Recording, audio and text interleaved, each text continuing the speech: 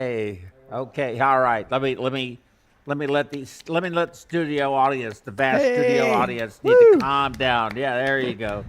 All right, stop it, stop it. Thank you so much.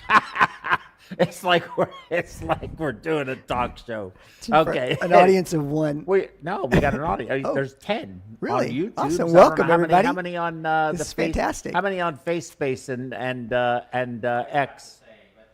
Yeah, just keep Okay. going. You'll let me know. Okay. All right. Sounds good. Okay. Well, I'm here with my good friend and colleague, Thomas DeSalvio. You've seen him on the program a number of times, and he's going to give us some really interesting information today on EMR design. He may tell you in his talk, but I can tell you this.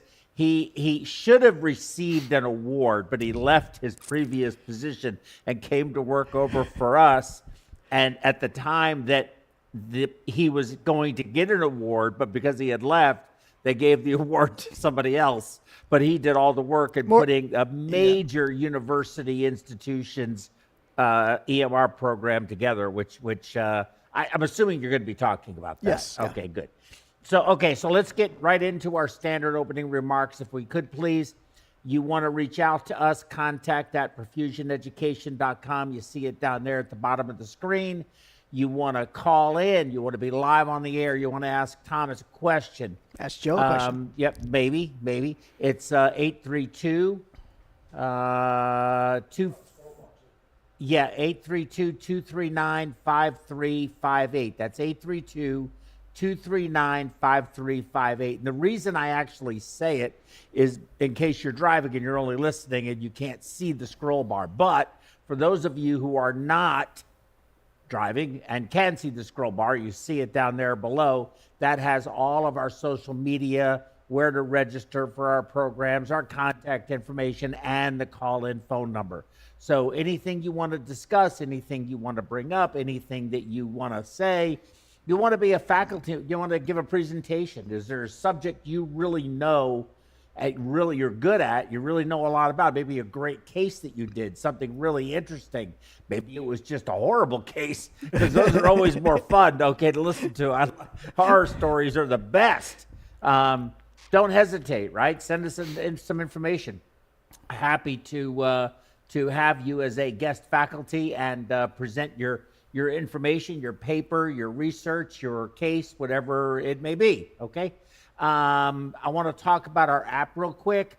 So if you go to the Apple Store, or you go to the Google's version of the Apple Store, whatever you call it, the Google Play, you can find the MediWeb Critical Care and Perfusion app. And this has really some great tools in it. It's very useful. Updates are free. It's cheap. It's $2.99. It doesn't even pay for anything for the cost of building the app. But if I could sell just 1 million of them, I would make money and I could retire. So I think we got about 999,000 more to go. We're going to get there eventually. Maybe 999,999. No, I think we've got a few. I don't know how many we have sold, but we have sold quite a few. And it really is a good app. I'm very proud of it. We've done a lot of good with it. I used it today for my case. Our podcast, you go to whatever your favorite podcast streaming platform is, type in PerfWeb, and you will find our podcast there. I also wanted to bring up, and David, I know I'm going to throw you a curveball. I hope you don't mind. You don't have to put it up if you can't, but we did I believe it was our 4th adult ECMO specialist course this past week. And it went really well. I was very happy with it. But if you go to mediweb.us, I don't know if you can show that or not, David, if it's possible. Yeah, there it is right there. Thanks, man. Man, you're good. If you go to mediweb.us and click up at the top, the one in the middle, the call out is basically just straight to registration. But to find out all the information up at the top menu that you see there, click on Adult ECMO Specialist, and it'll bring it up. And I'm getting it approved for perfusionists this next round. We don't always do perfusion, but it is a 2-part course. You have just the didactic portion, which is not yet approved, so I don't want to say anything. We've sent the application in, but the board is very funny about saying anything about the CEUs are pending. All I can say is I did submit the application, and I anticipate that it should be approved. And then we have, that's for 2 days. I think it's somewhere around 20 hours, and then 20 hours of, or 20 CEU, I guess, of simulation for 2 days, but that requires travel here to Houston.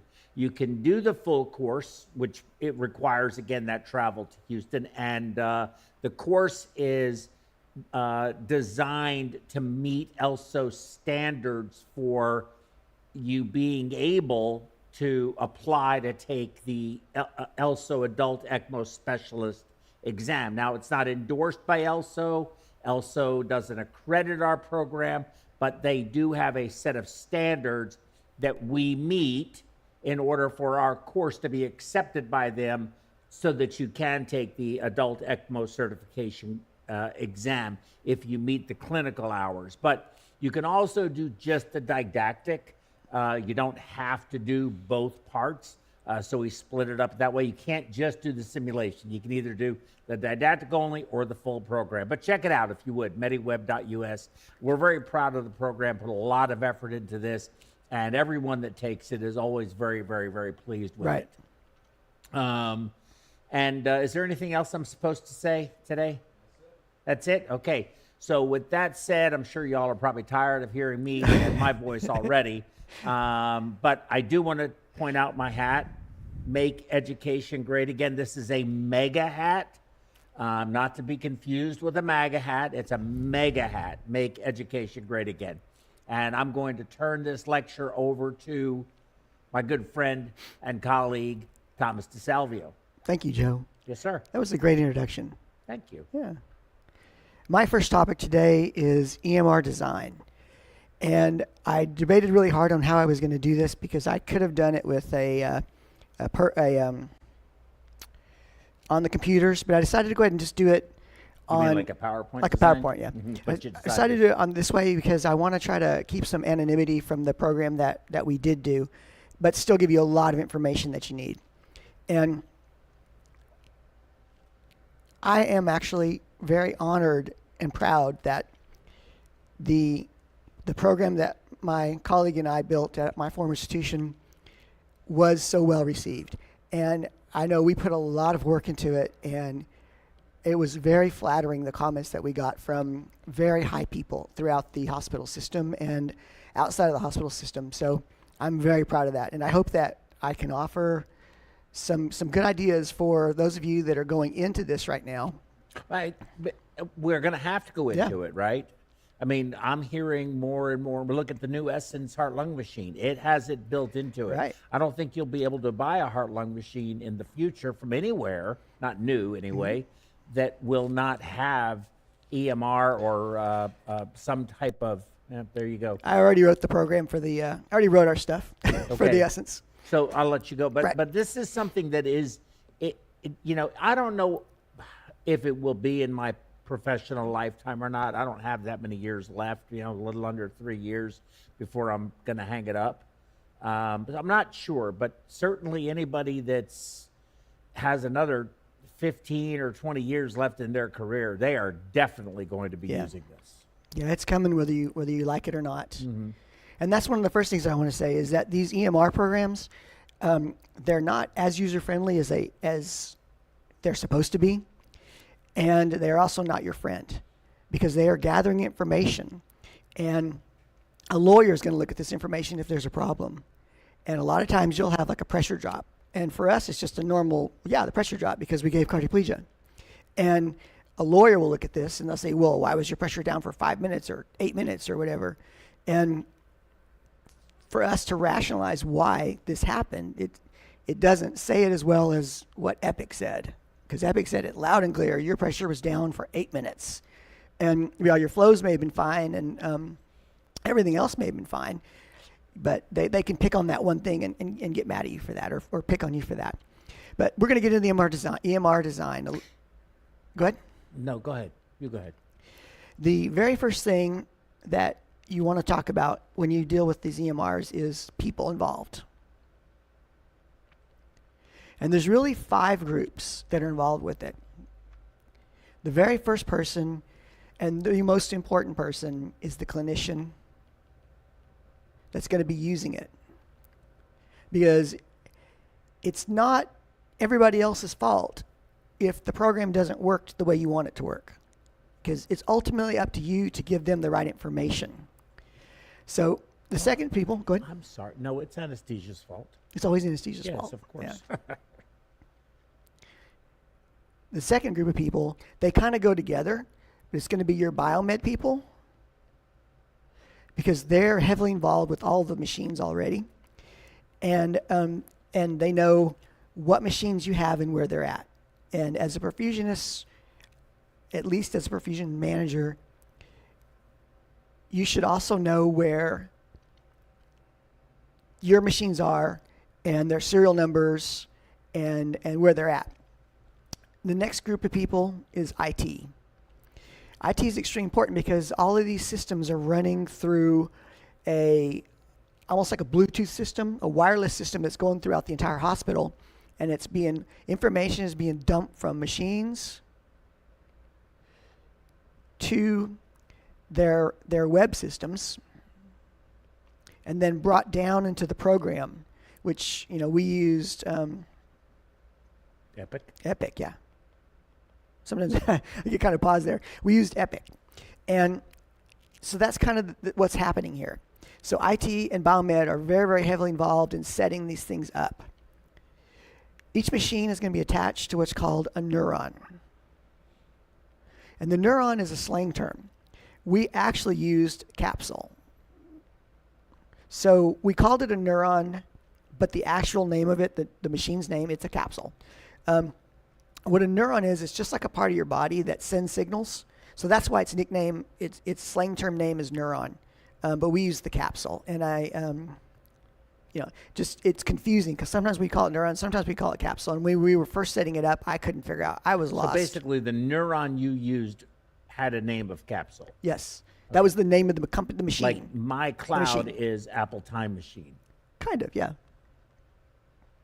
So it's kind of like a nickname when we call it a neuron. It's not what it says on the side of the machine. The side of the machine says something different. And every machine that you have will have a capsule attached to it, except a few of them. And then that's kind of an important distinction there because when the neuron or our capsule was grabbing information, we told it what information to grab from that machine. And we told it where to go in Epic. So let's move on with the people. The fourth most important person is a person that's usually not a biomed person and usually not an IT person, but they are very smart. I should just write that in big letters.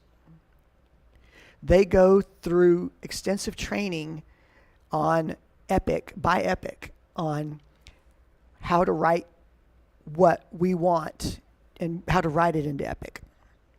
And they are usually sort of clinicianish, so like they may be some former nurses or something like that, but they also have an extremely good background in computers.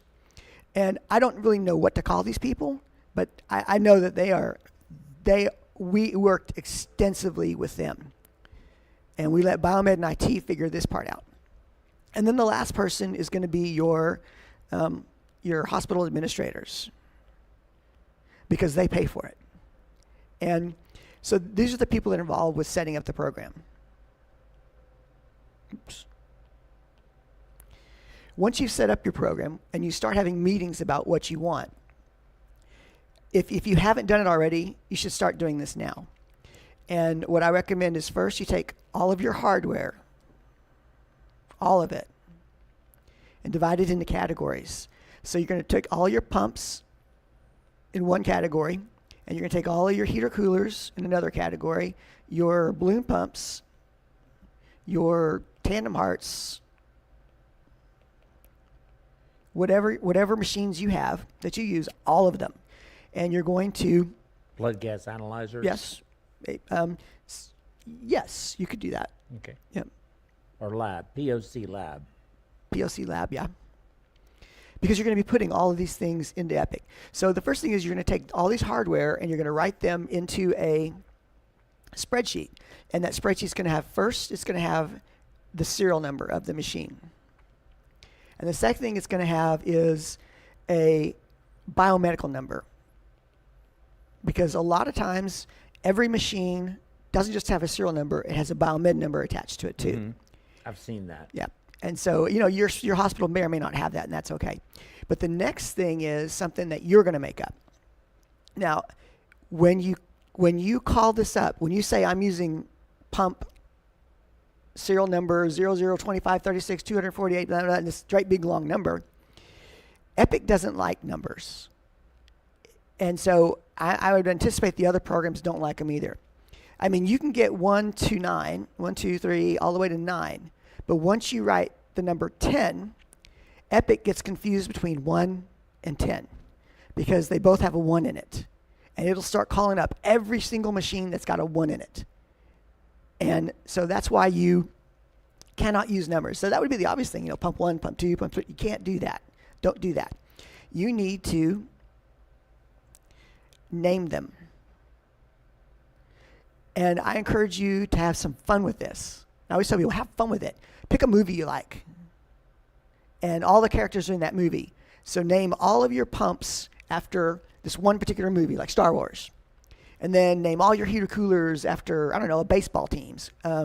Just pick something. Have fun with it. You can name after your kids. Your kids would love that. They'd be flattered to have their name at work that you use every day on your pumps. So you're going to take your hardware. You got to write all of them down. You got to go through this process first. And so ultimately, whenever Epic asks you what hardware are you using, you're going to say, I'm using a pump, and it's named this. And when it does that, when it pulls that name up, in the background, it's going to pull up all of this information. So you're legally covered if you have any problems. Everybody knows what machines were involved.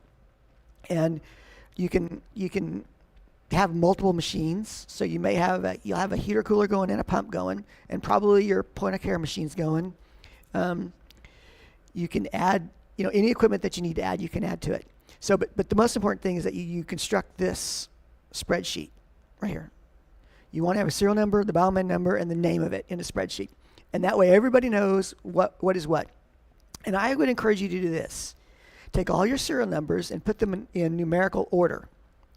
And then every name, put them in alphabetical order with the serial number. It kind of gives you a sense of 1, 2, 3, 4, 5. So Alice, Barbie, Charlie. Mm-hmm. It gives you a sense of order. And I didn't do that whenever I did this. And looking back, I would have done that way. So the next thing you need to do, and this is all stuff that you're going to be doing before you start building. And you want to have all this stuff ready to go. You want to have all of your disposables. And what you can do with all your disposables is you're going to write them down. You're going to write their name. First off, let's do this. You're going to write the disposables by category. And I'm going to give you some categories the way that I did it. And this actually worked very, very well.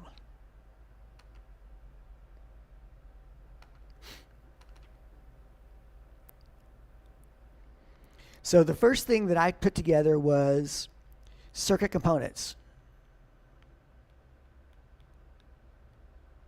Let's see, circuit components, yeah. Components, sorry about the handwriting. And the first portion of this is tubing packs. Excuse me. Sure. Thank you. So what we did was, or what I did, was I took all the tubing packs that we had for all the different procedures, because a procedure could be a pump procedure. It could also be like an ECMO procedure, and there are different packs.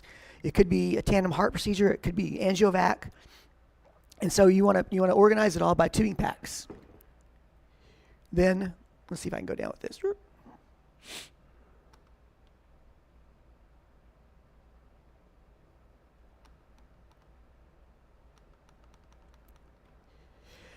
after tubing packs, I called it additional procedure packs. And what those are things like extra cardioplegia tubing, extra 3/8 inch tubing. What else?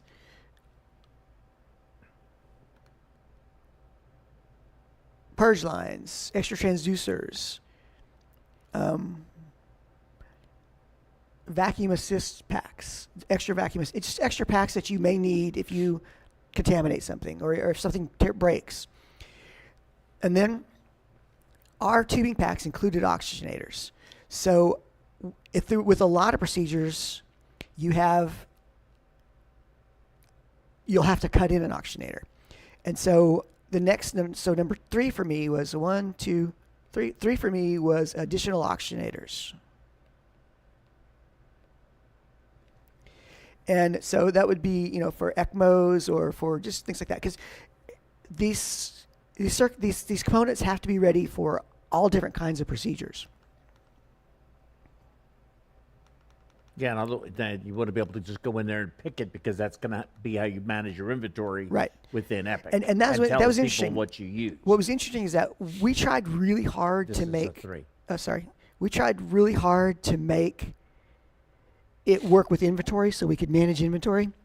Epic wouldn't have let that happen. No. Nope. Sorry. Can't. You're going to have to count. You still have to go and hand count everything, and you still have to have somebody come in and make sure that you've got the right amount of stuff. Or your perfusionist has to go, wherever they are to get the extra supplies. You still have to go do that by hand.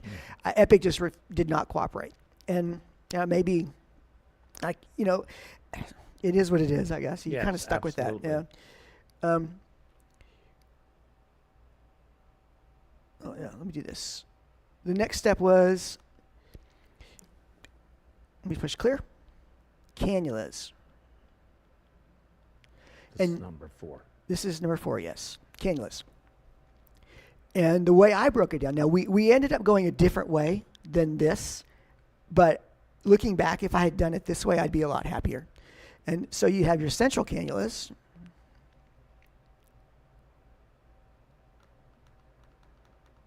For all your different surgeons. And that's another thing.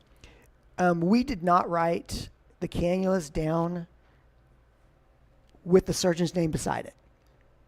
And honestly, I think that would have helped a lot because a lot of surgeons use different cannulas. And rather than try to look these cannulas up with their name, if we look them up with a surgeon, we might have been able to pull them up faster. So it might help to do that. But sometimes you have multiple surgeons using one cannula. So that's kind of a counter to that. But that's something I was thinking of, is attaching the surgeons' names to these things. And whatever slang terms you call them. Because the real name of a cannula is not what the slang terms are. And the slang terms are going to be individual for each hospital. So it doesn't hurt to use your individual hospital slang terms. Yeah, we call it like pericardial sumps. We call it like a weighted sucker. We call it wigglies. Right. We called them drop sumps. Yeah. Wigglies. And those are things that you want to incorporate into the name of it. So the next step was central arterial, central venous, and you need to have all this stuff done and ready to go before Epic asks you for them. And then I went into the femoral hybrid cannulas. Oops. Now remember, we didn't do it quite like this, but this is after the fact. I went back and did this, and I was like, this would have been, a pretty good way to do it. So femoral arterial cannulas. So hybrid cannulas can be either arterial or venous, and that's why they got their own category, just to let you know. So you have femoral arterial cannulas and femoral venous cannulas. And I actually put their slang terms first. I named them by their slang terms, like 19 multi.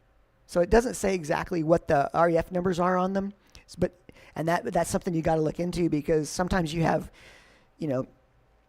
a 19 femoral cannula, but you'll have 3 different kinds of it. Just because one of them comes with an insertion kit and one of them doesn't, and so they have different names, and that's or where one has the lower lock on the connector and one doesn't. Yes. One has a flange for a sewing ring, and the other one has that little stopper yeah. that you can move. Yeah, it's like an Easy F21, and there's an Yeah. EZ21. and Easy yeah, C, Easy C, and Yeah, Easy F. Yeah, exactly. exactly. It drive you crazy. Yeah, it will. So you're going to be, but yeah, I'm giving you the broad categories right now, but I'm also giving you some input on what ideas to think of while you're putting these in the broad categories. So the next big category that we looked at, so we did livers where we're at. So our next cannula category was livers. And this is for big institutions. So hopefully you don't have to have a big institution. Hopefully you don't have to do this. Let's Well, you may not have to do the liver, but the basic concept is the same. You're going to have to do this. yeah. No matter whether you're a small institution or smaller, doing 200, mostly cabbages and some valves, there's still a whole lot of stuff. Mm-hmm. Not as much as, obviously a place that does transplants and VADs and all that kind of stuff, but it's still a lot. You also have more resources. You have more stuff, but you have more resources, more people. A program doing 200 hearts a year might only be a 1 or 2 person show, right? Mm-hmm. And they'll have 1 or 2 surgeons that all use identical equipment, and they use minimal amounts of it because they're going to be doing just cabs, for example. So, Mm-hmm. and they're not going to need, hopefully, not going to need visceral cannulas and renal cannulas because you're not going to be doing, thoracos. Right. But they're here. It's in the list. So that I'm just going to write down these cannulas that I wrote down.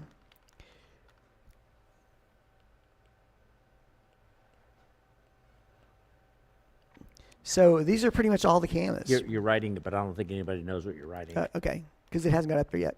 Oh, there's more. Visceral and renal perfusion cannulas.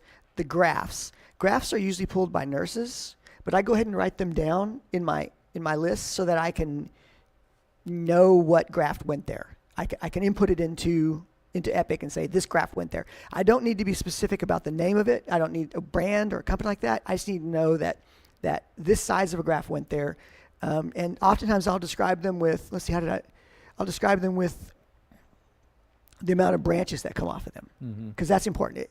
Sometimes you've got, multiple branches coming off these things. For like in the descending aorta, you have two coming off for renals and 1 coming off for a visceral, or some coming around that they've got the built-in great vessels on them.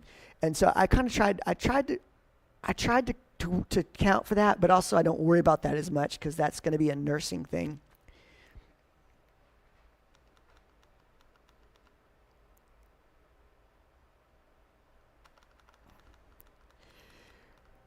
The next big category, number 5, is cardioplegia.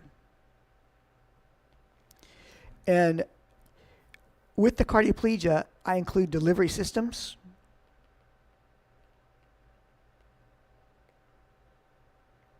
So you'll have like an octopus or something like that. Yeah. All those delivery systems. And I include, well, that's it. So there's delivery systems. And then there's retrograde cannulas.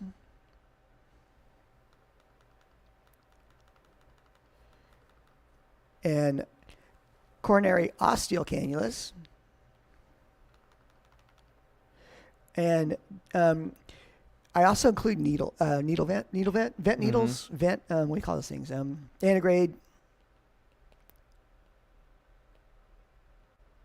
needle vents. I can't remember what the real fancy words are for them. And so that's all part of the cardioplegia setup. And then, this is 6, right? Yep. 6. Vents, sumps, and suckers. And I put them all into one section. And so, that's where the aortic root, that's where I put the aortic root needles, was here.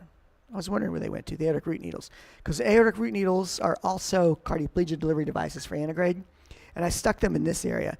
And maybe they could have gone into the cardioplegia delivery, antegrade but system. You put them in the aortic root. I put them in because it's considered a sump or a vent. Got it. And then so your vent catheters, your sumps and suckers. Let's search right. Might as well write it down. Vents And that's separated out. Drop sumps. There's generally 2 drop sumps. And sucker tips. Oops. So these are the things like here. And I'm going to give you a quick shortcut for all this at the very end. Now we're on 7. And 7 is dilators. And these are things that we use for the femoral cannulas. Okay, like an insertion kit. Yeah, an insertion kit. I call them Vessel dilators. dilators, yeah. Yeah. Guide wires. So a lot of, when you do a lot of these femoral insertions, you get stuck dealing with guide wires, and so you want to have all your guide wires done. And then I went into number 9, which is special procedures. And those are things that they don't go with anything, so they're considered special procedures. They're not necessarily a part of the normal components that you'll use, so they are special procedures. And that's stuff like balloon pump supplies, Impella,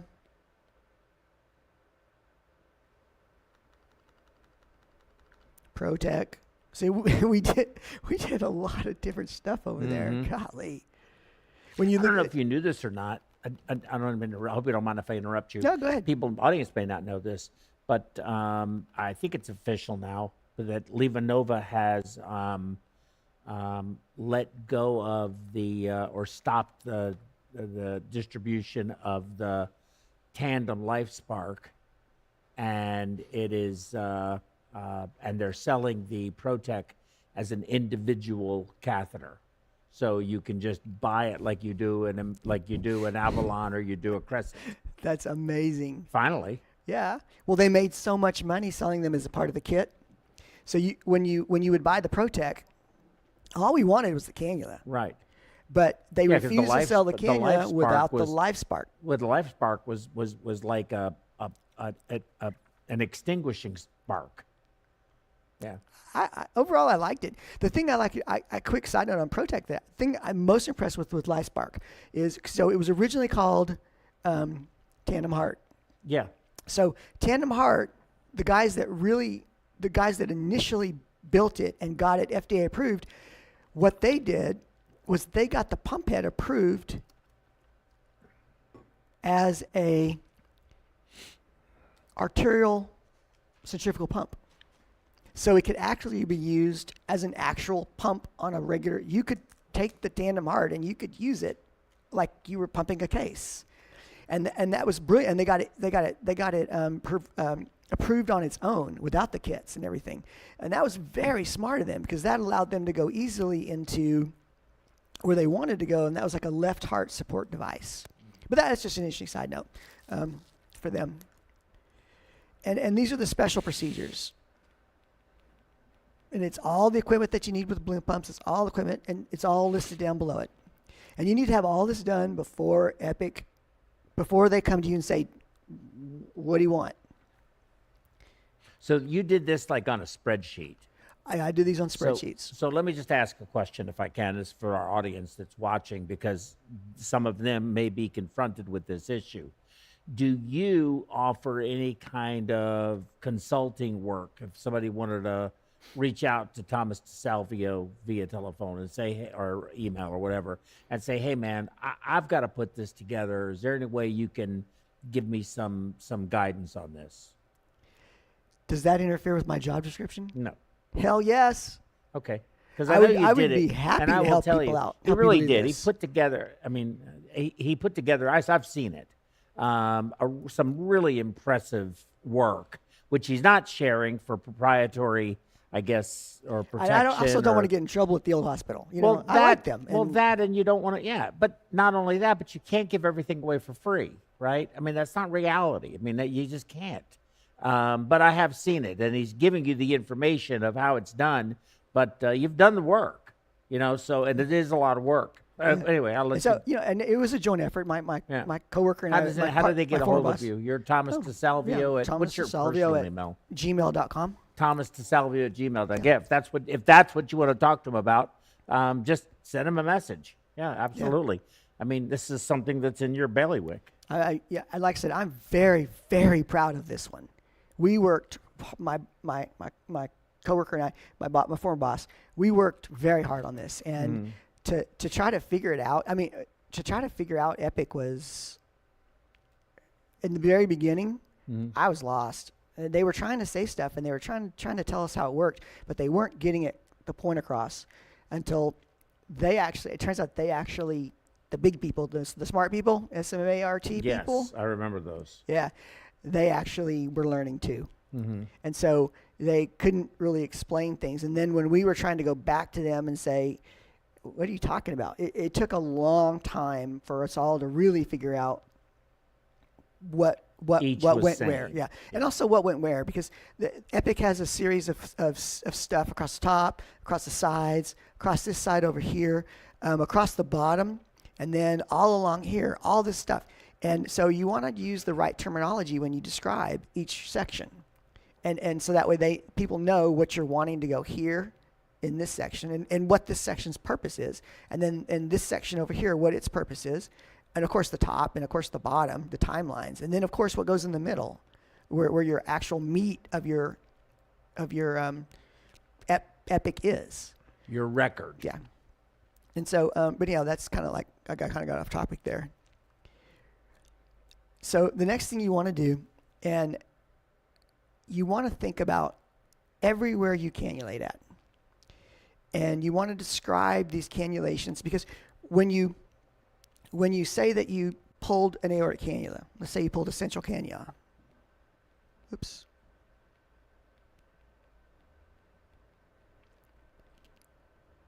You want to say where it went. Did it go into the ascending? Maybe it didn't go in the ascending. Maybe it went in the descending. Just because it's a central cannula, it doesn't mean it has to be used in the ascending aorta. They can put them different places, or they can you can use a femoral cannula and cannulate the ascending aorta if you want to, and it's done all the time. And I know for people that work in simpler institutions where you have the same surgeons, the same patterns, the same things. When you have access to these many different things, they can go anywhere. And some surgeon he has this brilliant idea one night. He wakes up and has this dream. And he's like, "Holy cow, I can do this!" Next day he comes in and says, "I want to put this cannula over here," and it happens all the time. And it's nothing really wrong with that. It's off label because it's supposed to go here, but if it works, great. And if it just be prepared for it. And have your system ready to go. And the way we did it and the way we should have done it. We should have done it the way I just described it. You go from the cannulas to where it went. The way we did it is we went where it went backwards to the cannulas. And I think that was a little more, I think that created a little bit more of a challenge for figuring out what cannula went where, because we weren't prepared to say that a femoral cannula went into the ascending. Mm-hmm. So it's better to choose your cannula first. You mean your location? Yeah. Yes. Yeah. I think that's what. Do you mean? You want to use your. You're saying it makes more sense to choose where it's going first, or the cannula? The cannula first. The cannula first. Okay. And then where it went. Okay. So, because the way we did it backwards. We where it went and then pick the cannula. Yeah, and because the way that Epic is designed, you can't just pick any cannula because we had it confined to only picking within this, like in the central. If it went in the central aorta, we were that cannula was only confined to going in the central aorta. Because you had it listed backwards, in the central aortic. And these are just things you learn. Right. You so learn your these things over time. peripheral cannulas are listed in the peripheral section. So if you pick central cannulation, it won't give you the option of picking that cannula. Then you had to go into, luckily for us, we created a other on everything. So you've got others everywhere. So you had the opportunity to write other. But that was we could have made things a little bit easier had we done it that way.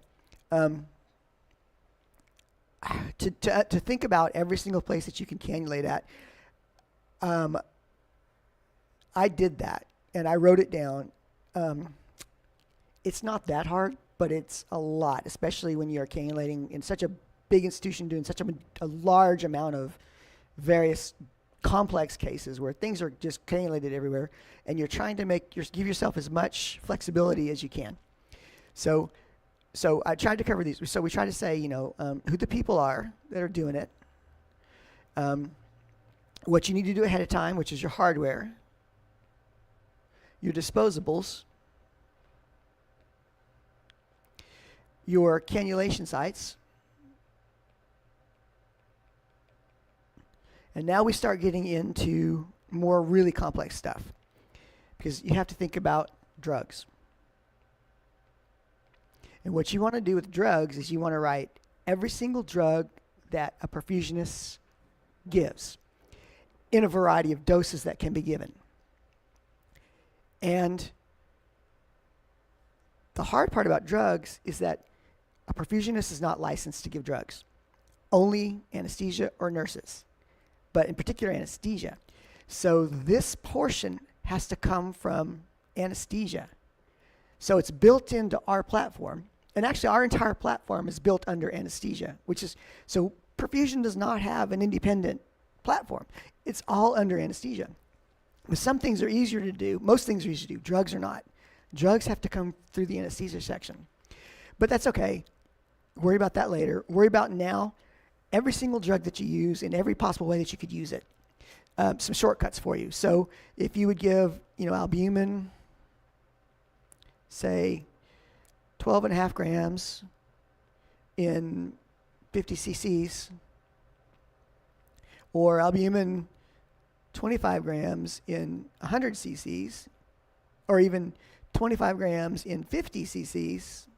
So you want to be prepared with all of this information to give to Epic. Things like norepi.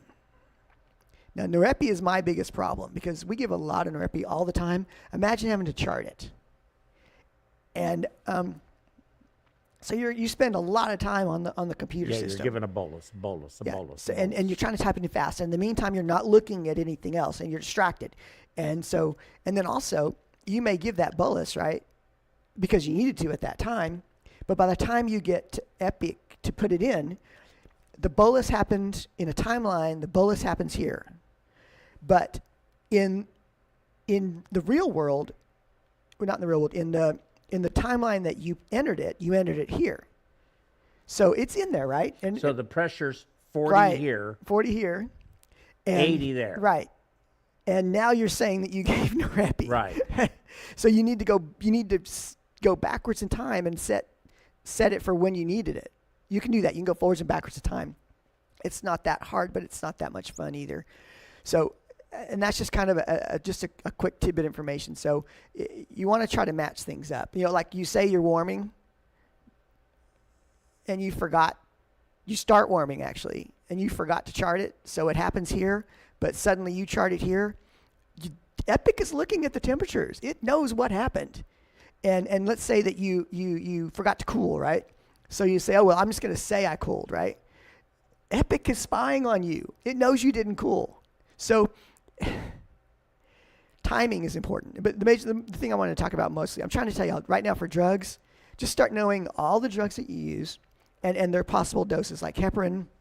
And what you're going to do is you're going to write them down, heparin 5 cc, heparin 10 cc.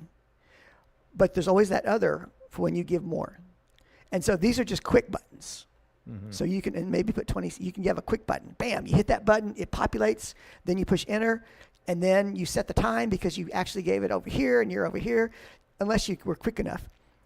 So that's what I'm trying to get you to do. Is you want to set all your drugs up, think about everything that you use, and I have them all written down, but it took a lot of work to get all that written down. I hate saying this. I hope everybody will forgive me. I'm glad, and this is really sad to say this because I'm really glad my career is coming to an end. I am not. I really am. What am I going to do? I don't know what I would do. This is just, maybe I shouldn't use this word. It's bullshit. it's bullshit. That's all it is. It's ridiculous that I have to go and spending all this time on this. I like to do the case. I take care of the patient. I do my job, whatever, and I don't have to sit. I just think that the old style of paper charting was really good. I liked it. It worked. It worked. You could fudge a lot, which is nice, but also, sometimes it's just easier to write it down. When you're constantly back checking yourself, when did you actually start cooling? When did you actually start warming? When did things like cross-clamp going on? I mean, anyhow, I'm going to try to move forward if I can. Yes, please. Yes, because I can stay on this. Yeah. I can talk about this from a philosophical perspective for a long, long, long time. But I heard you laughing back there. Our studio audience is now laughing. Yeah. They know how I feel. Okay, so another topic we want to get onto is after you've done all of that, you've got your disposables and you've got your drugs set up and ready to go. Now you want to think about your procedures. And this is where Epic gets very, for me, it's hard.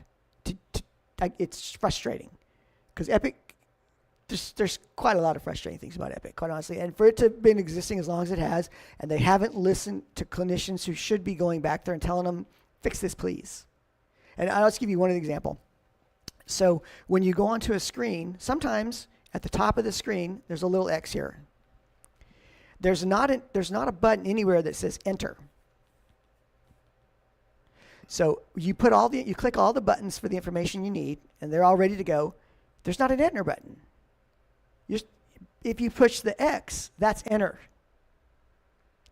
Oh my God. Then it'll have this. On the next screen, a different screen, all the information you need. So you're clicking all the information, or you're writing in the numbers, or clicking Typing things. in the numbers. Typing the numbers. There'll be a little box down here, and it says close. Does it say enter? No, it says close. Then, let's see, what are the three? There's three of them that just drove me crazy. The other one was, there's another one. I have it in one of my videos that I made, but there's another one that's not enter. Nowhere does it ever say the word enter. That should be everything. When you want to input the information finalize the information, you should push enter. But they don't do it that way. They use close, they use that bar, and there's no consistency. Epic, if you're listening, fix that. So the next thing you got to do is you want to take every procedure that you do. And so I always try to explain to people, I don't like the fact that when you write on your perfusion sheet, your procedure is a cab.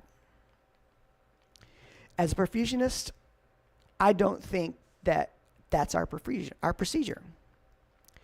procedure is CPB. It's cardiopulmonary bypass. If you want to be specific, you could say with cardioplegia arrest. You could say, you can add deep hypothermia. You can add intermittent cross-clamping instead of cardioplegia. You could say, I don't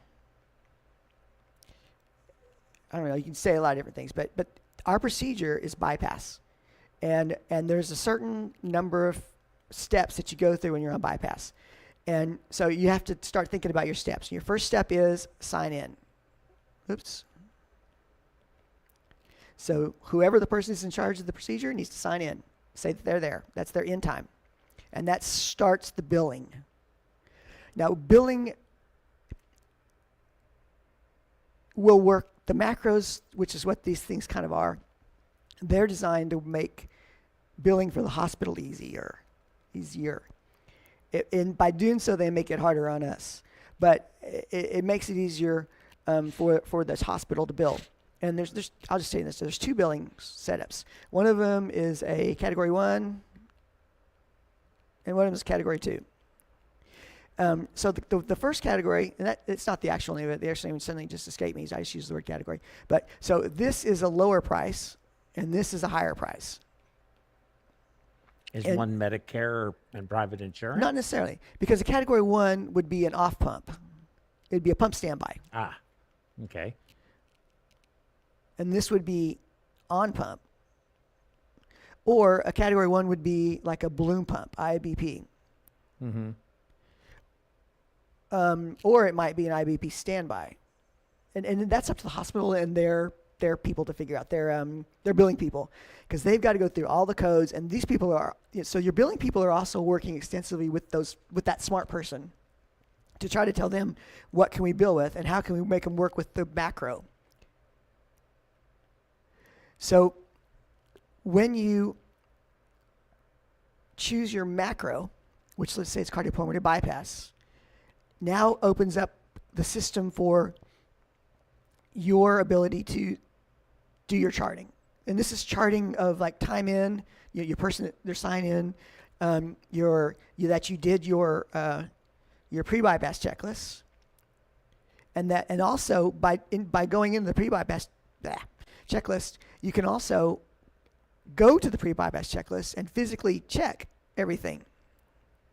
Check it all off. Check. And it goes in the pre-bypass checklist. And you keep moving down. So patient in the room. And you keep moving down. Let's say timeout, anesthesia timeout. And then surgeon timeout. Keep going. But you get the drift of that, right? Yeah. So the flow of the heparin, the flow of the case, on bypass, those kind of things. ACT, cannulation. Yeah. Now, where it gets no fun on these macros, and please, if you're listening, Epic, do something about this.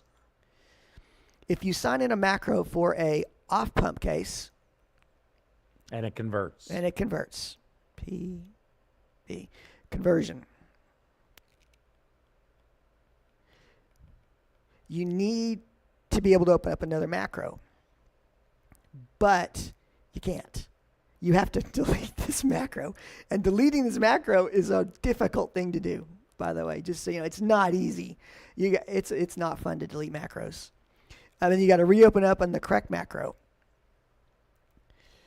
So that's just some tidbits about that. So what happens to all that stuff that you did before? Exactly, it's gone.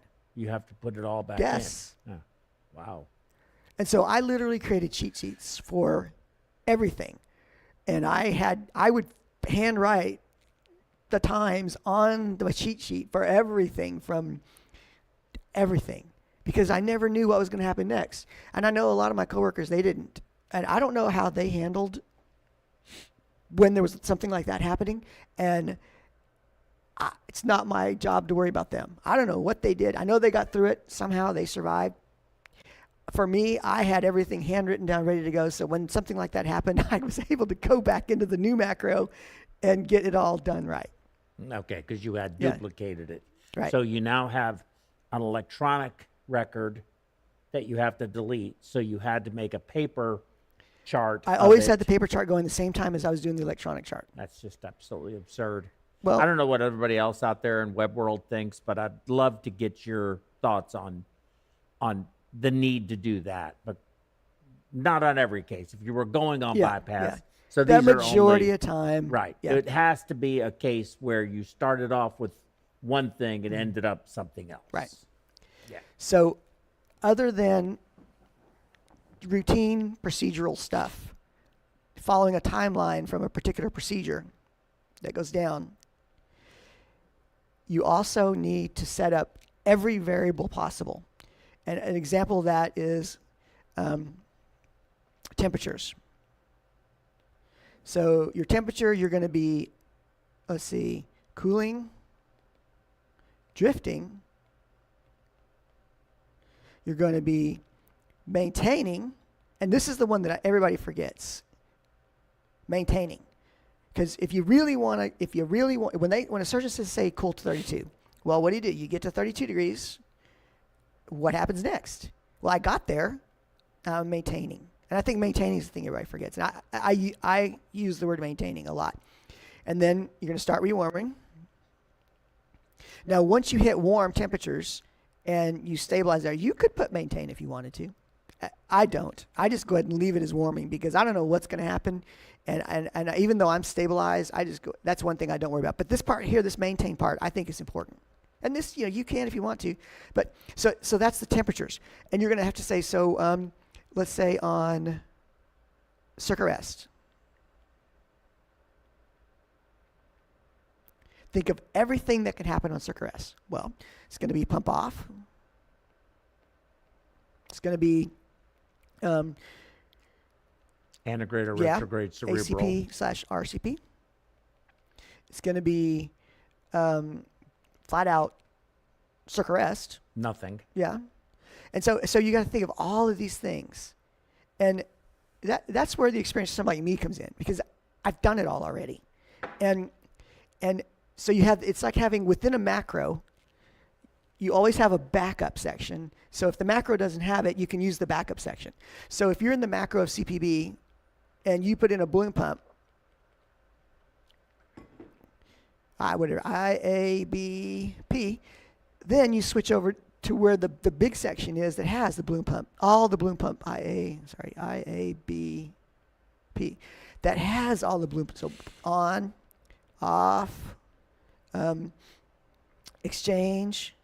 It's got everything within there. It's because the macro that you're using is the CPB macro. And you can't switch over the balloon pump macro, because if you do that, you got to delete the CPB macro. Does that make sense? It does, but it sounds terrible. I mean, I'm just going to tell you, it just sounds terrible. It's not the easiest thing to work with. No. And I know there's a lot of people who are looking right now and saying, oh yeah, you're just, I do it all the time. It's not a problem. Well, you kind of assimilate it. And the assimilation process takes a long time.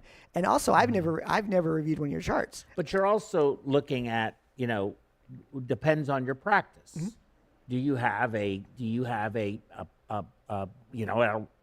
this isn't meant in a negative way, but do you have a bread and butter practice, coronaries, couple of valves, that's what you're going to do? Or do you have the elephant trunks, circ arrests all the time,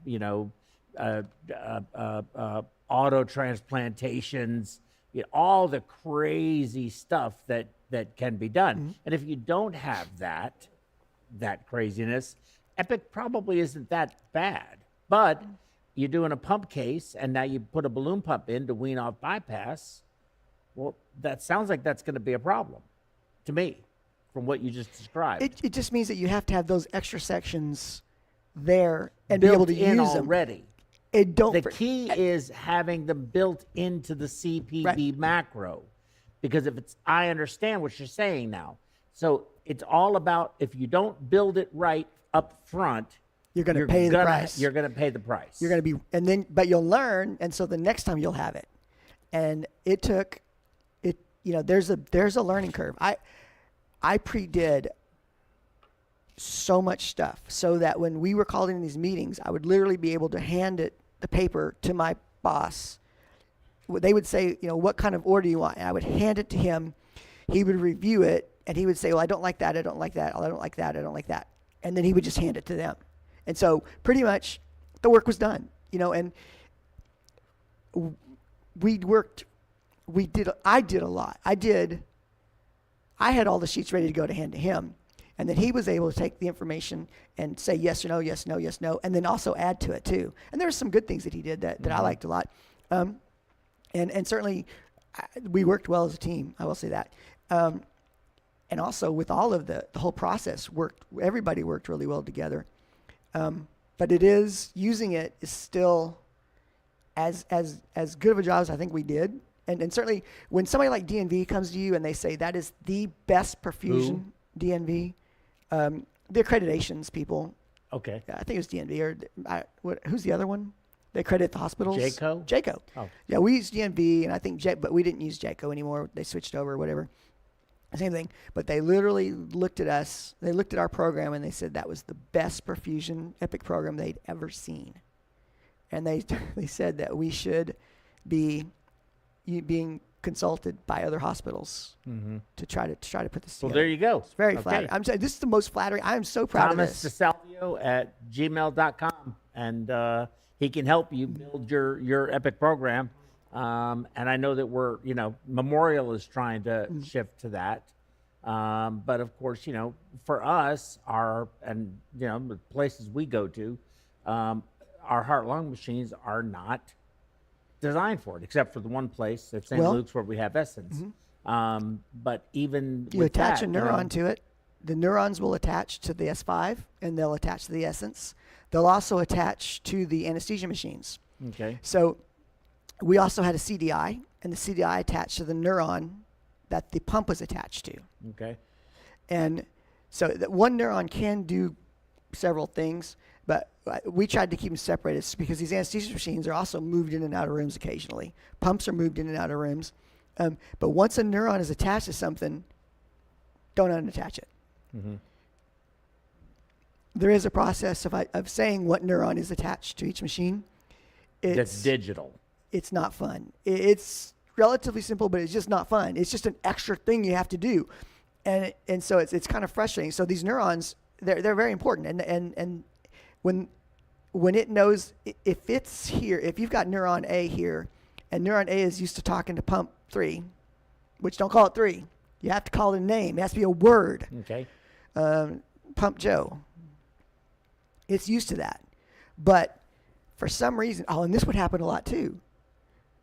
We would have a neuron just suddenly decide that it wasn't neuron A anymore. It was neuron C. And neuron C was attached to pump Thomas. So the neuron is not capturing the information for Epic. And we're doing a case. And now we've had this period of time go by with just blank spots.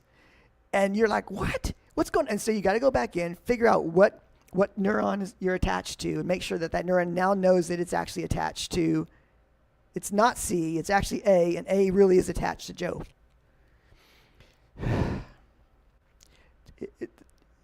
There's challenges. There's challenges. It's not like you're going to get away with saying, I don't want to do this. You're going to have, you got to make it work. Yep. And sounds like and it. it's challenging. So did I cover some big stuff? I covered, you want to know your hardware, you want to know your disposables, you want to know your procedures type that you do. So and then a lot of machines, not a lot, a few machines are not attached to a neuron. So you know what that means? That means you've got a hand chart and then go back and put it into Epic in another section that is dedicated for that machine. You could bring in an iPad like this, my iPad, and you could bring it into the room, and you could also use it to chart while you were there, but there's no neuron on there, so you are charting on Epic. You are charting, and you are charting. So those are your choices. You hand chart and then go backwards and find a computer and say the procedure you did, input the patient's name, the patient's numbers. Well, what if they give you one of those cows? Does that not work? What's a cow? A computer on wheels? Yes. So what we had was we had actual iPads that we would take into the room, or little, what do you call these things? Tablets. Tablet, yeah. These weren't tablets. They're not desktop computers, but they're, Yeah, tablets. Yeah. Or, yeah. A computer. Laptop. A laptop, that's the word. We have a laptop, and so you could type in the words. The tablets were challenging because you could type in on the screen, which is very difficult. You could have bring the Keyboard. The keyboard, yeah. Man, I'm glad you're here. Yeah, it's okay.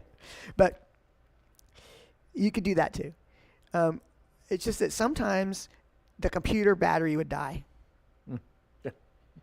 You know, because for some reason the plugins,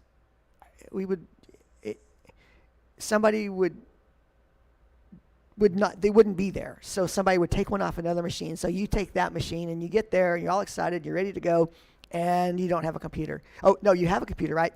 And it's on, right? And then all of a sudden it dies. And you're just sitting there going, okay. So now you're hand charting, so that you can go back and find a computer to re-input everything back into Epic again. And these are just things that to be aware of, I guess, because they happen. And and I try not to complain about it because it's Epic is here. I feel like you need a drink. So, are there any questions from the studio? From the the virtual audience? I'm sorry. Any questions? Hey, Chul Shim.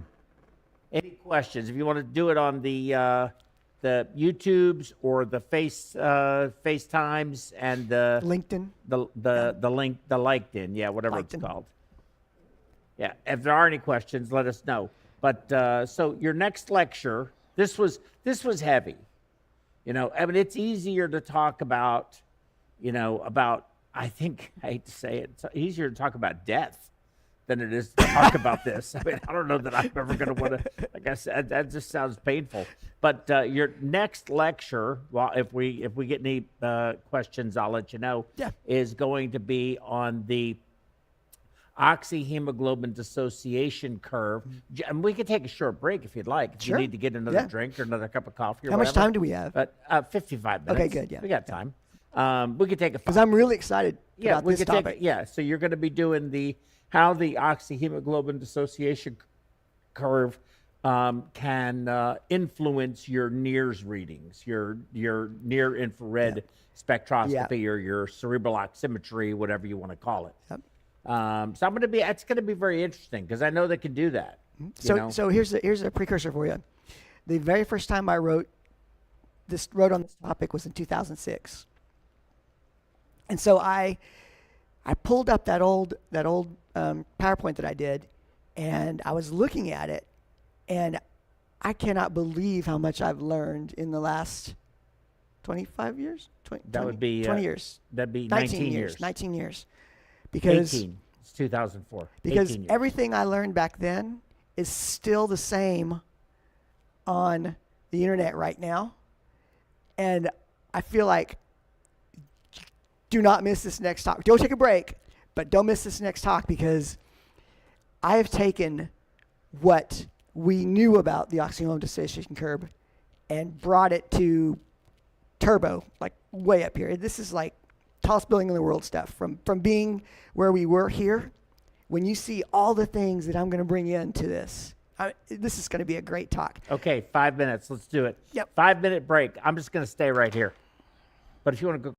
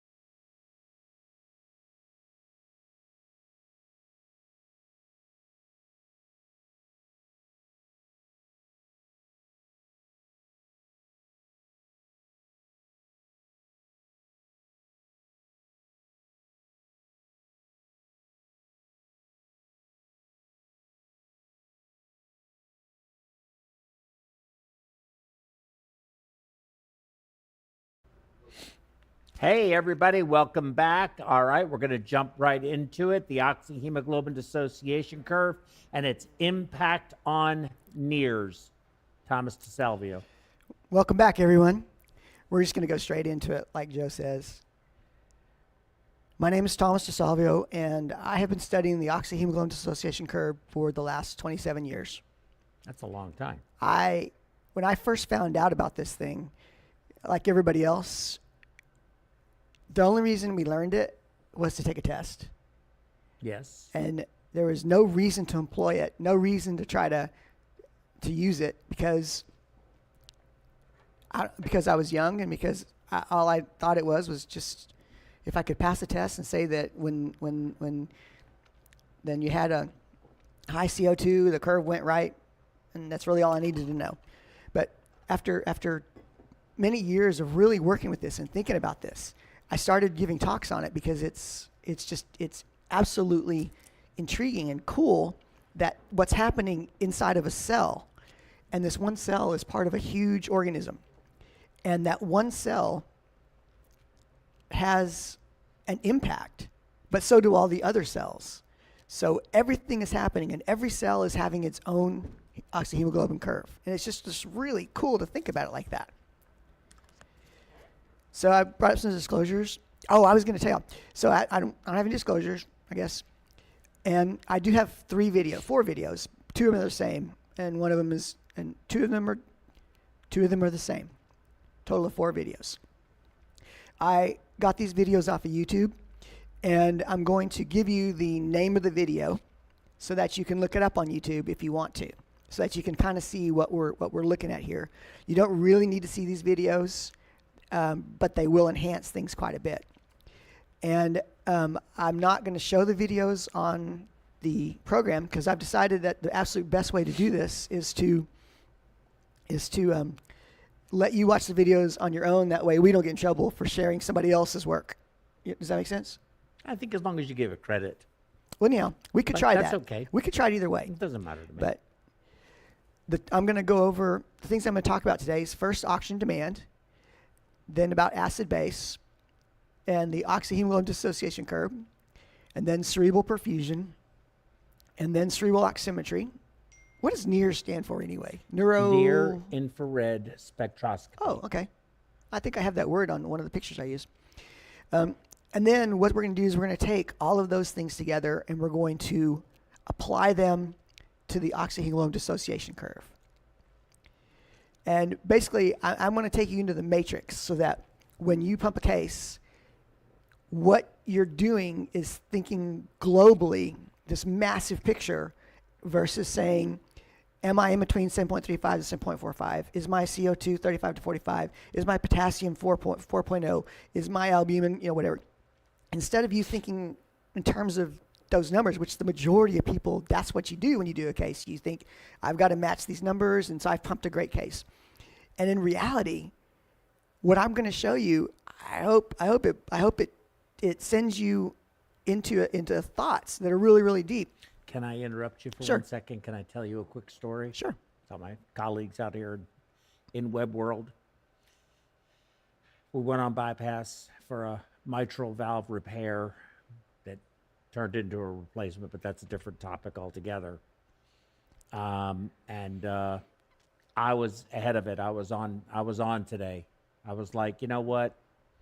We're flooding the field with CO2, and I turned my sweep up to 8, and I did a gas, and it came back. And the first thing that I noticed was that there was a 0 after the decimal point, 7.0. And then I saw my CO2 was 104. I was like, what the hell? I mean, I'm at 8 liters of sweep. And I was like, what, why? So I was like, that just doesn't make any sense to me. So I got up and I leaned over and I was stretching my head, looking over the surgeon's shoulder. And they had set the pump sucker right next to the CO2. outlet for CO2. And I really didn't even have it on that high. But I was like, okay, one of two things is going to happen. You either move that sucker or I got to turn it off. What do you got to turn it off for? because it's right next to the CO. You have to, I'm sucking all the Yep. CO2, and that's how I got the CO2 down, was moving the sucker. Move the sucker, exactly. Yeah, I had to just turn it off. That's funny because yeah. And you were already to sweep at 8. So my first thing would have been, what's my sweep? And then my second thing would be, okay, 7.0. Okay, that's at 108. That's 104. 100. Yeah, 104. that's no way. There's something going on. So There's where something was my caused this. curve at? How far off the scale was my curve? Let me just say, your brain was getting a lot of oxygen. A lot. It was wide open. A lot. Yeah, a lot. Yeah. Yeah. So this first video, if you want to look it up, it's on the Matrix. We can play Yeah. it. Okay. I'll I'll show you how to do it. Well, here, no, we can. What's the best way to do this? I'll show you. I came prepared. So I'm going to do this. How are you going to share your phone? Watch. Oh, okay. Okay. Copy. And this is just for practice, I guess. And then go here. And then go chat publicly as Thomas M. DeSalvio. That is me. Then go like this. Paste. Send. All right. I've sent the video in on the comment section. Oh. So now I don't know if we're going to be able to play it or not. We have use our magic Oh, of it's our in producers comments in the like the comments. chat or the in the comments? chat. In the chat on YouTube. No, I don't have it. No, it didn't show up.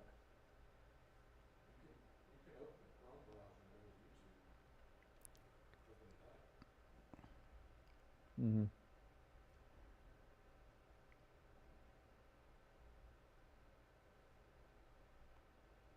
Open the phone browser.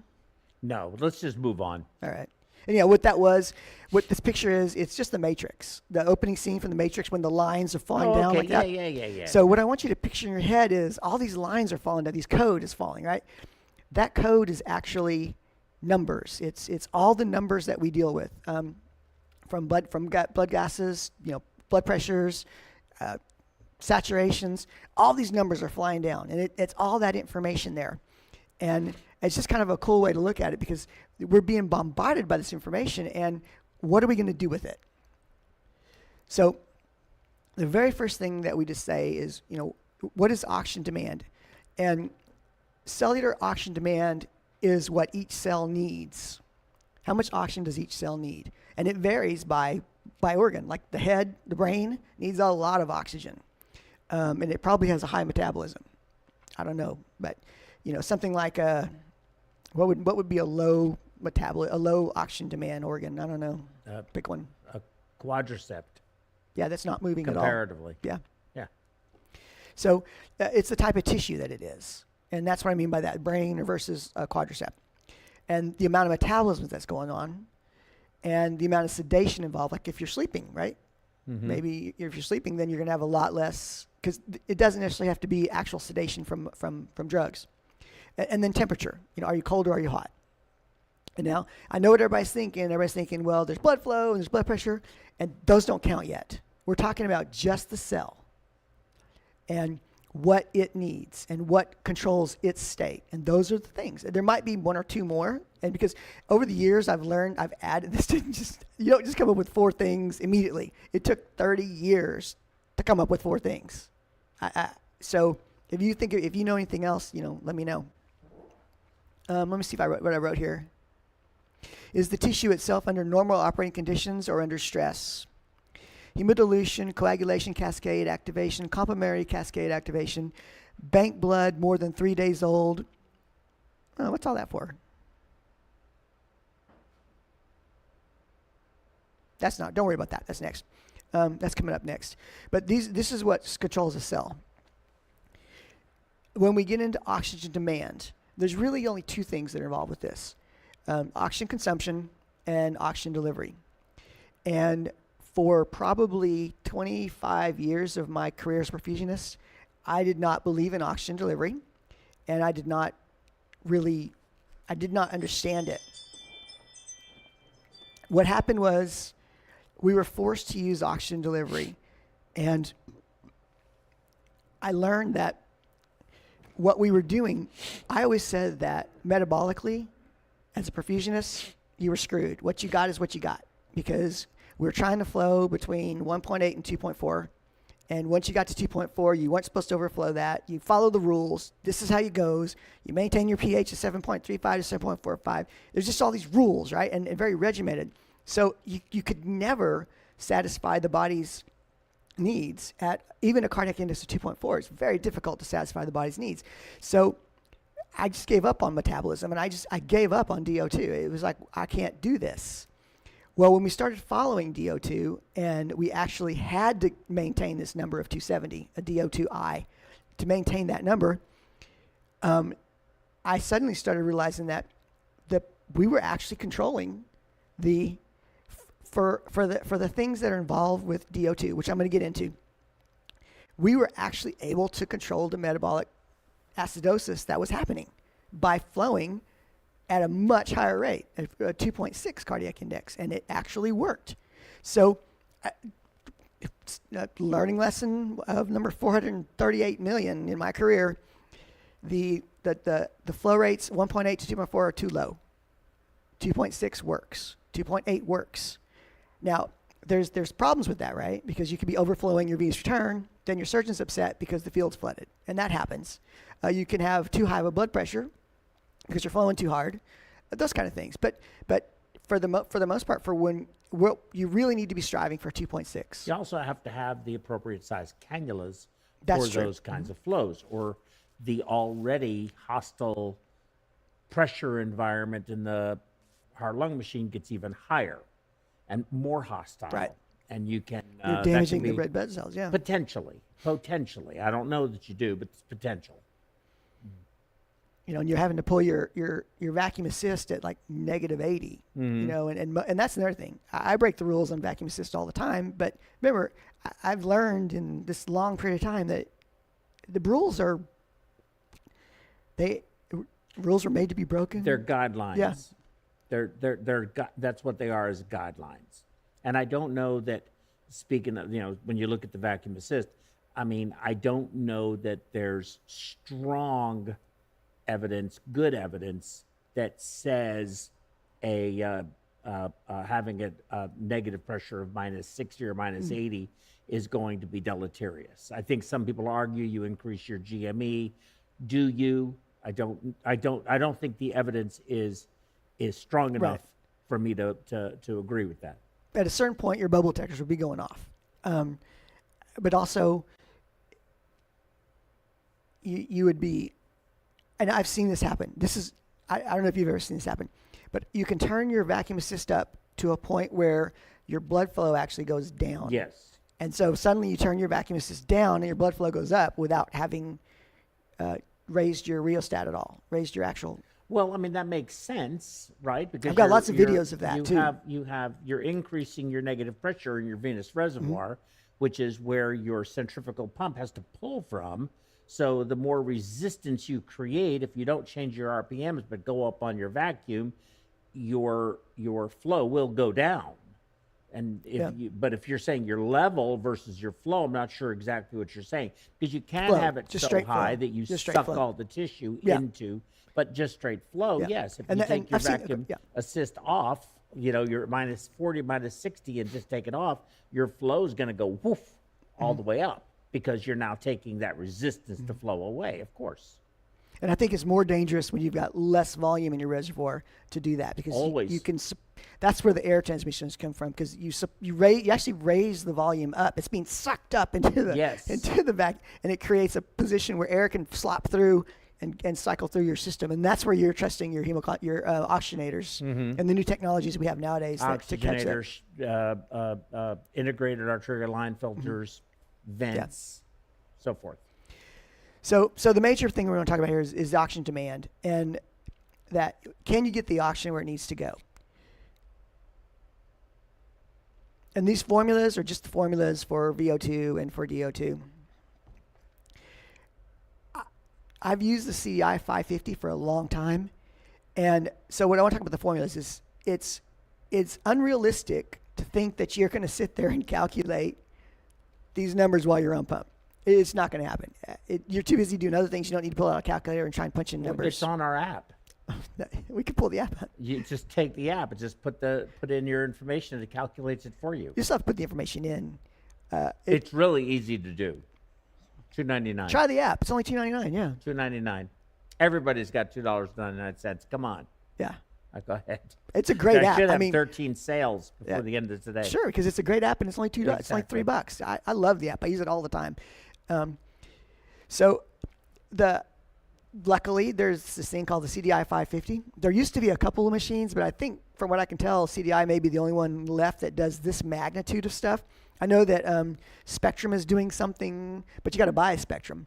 And the Spectrum is extremely expensive on its own, not to mention, on its own, it's not that expensive. But when you buy the platform that goes with it, that's where they start costing money. But it's a nice machine, but I don't know, it's not, the CDI 550 is a nice accessory to go on any pump. It works great, and it can tag right into your neuron, your capsule, so that it goes straight into Epic, and all those numbers are transmitted directly for you, so you don't have to do calculations.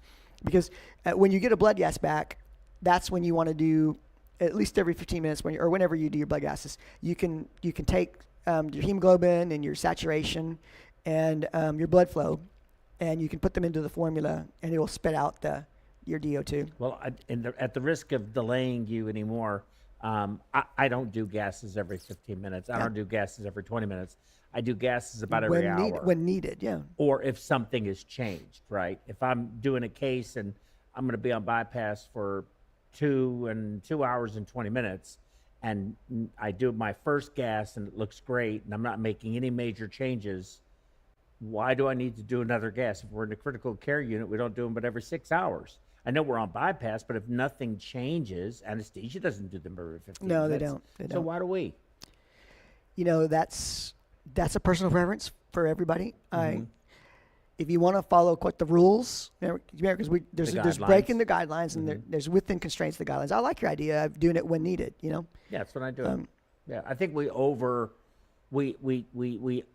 sample, and we are constantly we're doing gases because we know they're going to look good. Victory gas, but really at the end of the day, we just don't need to do it. Right. So but the CDI will do the gases for you, and it's really reliable. It tracks well through a case. Even if you're only doing gases every hour, it handles things pretty well. It still wanders a little bit, but it's a great machine. Sorry. And it will tell you your DO2 and your oxygen consumption. It'll tell you everything you need to know. But in relations to DO2 and VO2, you can now see what really matters to anesthesia, and that is DO2. And it's right there in front of their faces. They can see it.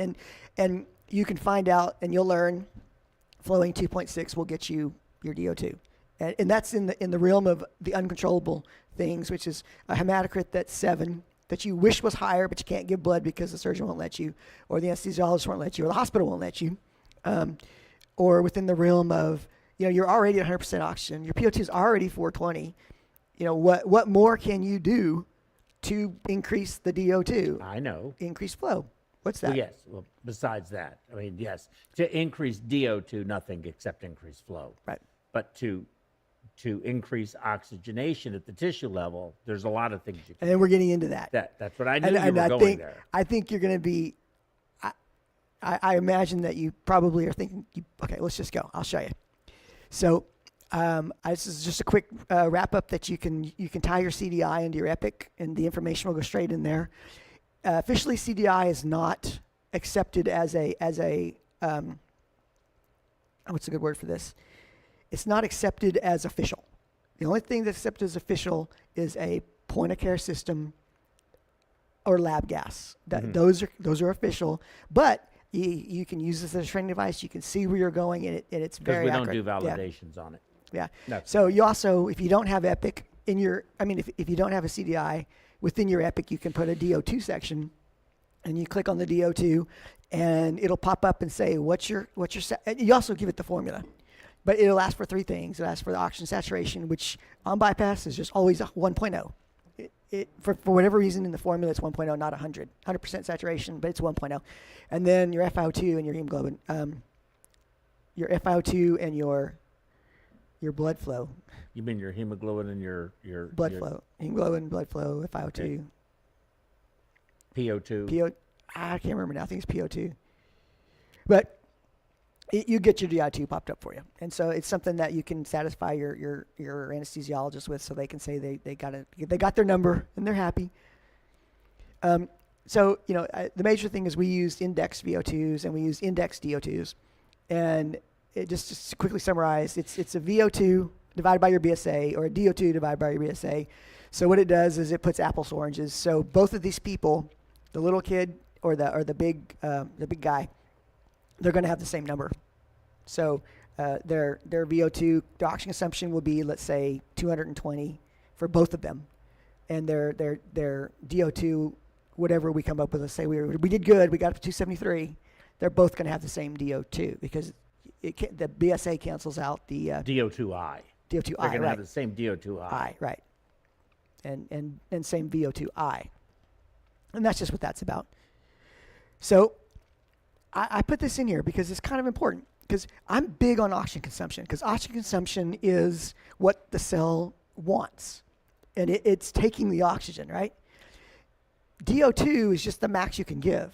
And it's hard as hard can be to get to 270. And I don't think that anesthesiologists and surgeons appreciate that. How much work goes into, as a perfusionist, trying to get the DO2 to 270 and trying to overflow as much as you can without overflowing, and doing the best you can to get the DO2 there.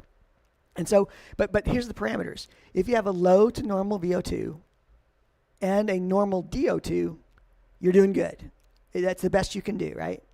If you have a normal to high VO2, but you were able to get a normal DO2, that 270 number, take the money and run.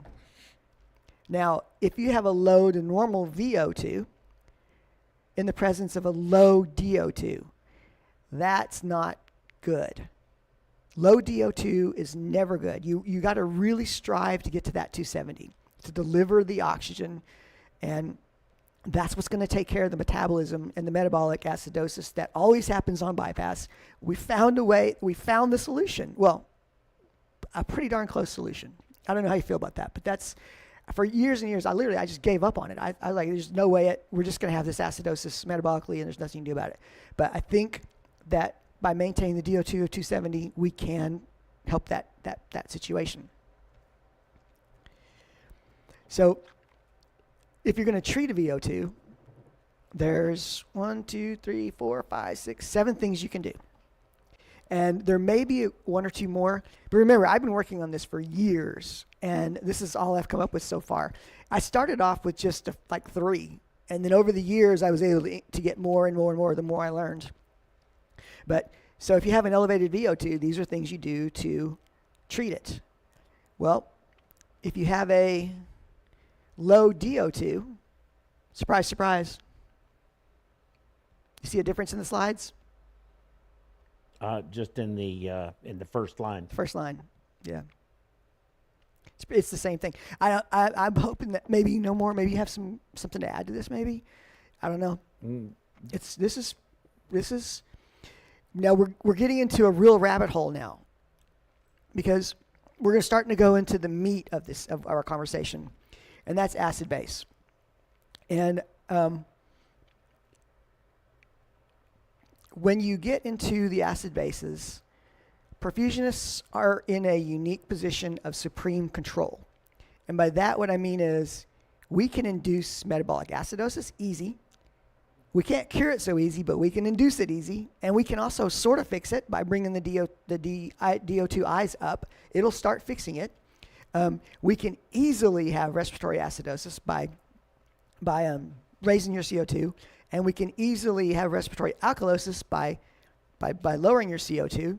We are essentially a god in the operating room. That nobody else can do that. Nobody can do that. Perfusionists, we kick ass. We have such a cool job. So I mean, I think anesthesia can raise and lower the CO2. Not as fast easily. as we can. Well, no, nothing is. Well, it's pretty fast. You think so? Yeah, I think so. Okay. I think so. I think they can do that. We don't have control over the. We still have a cooler profession. If we do, I would agree with you there. But that's Yeah. 2 separate things. So what you're seeing here is that if metabolysis is controlled by carb, And you don't really want to be given bicarb all the time, but there are time appropriate things to do it. Because you can't give hydrogen. Did that work? Yeah. Mm-hmm. There it goes. Okay. You can't give hydrogen. And you can't give H2CO3. I thought about water a lot. I was just kind of marking out of the equation. You can give bicarb and you can give CO2. You can reduce CO2 and you can... Bicarb will go down because you go into metabolic acidosis. Or it'll stay the same because you're able to keep your flows up. So here's the question. If the CO2 goes...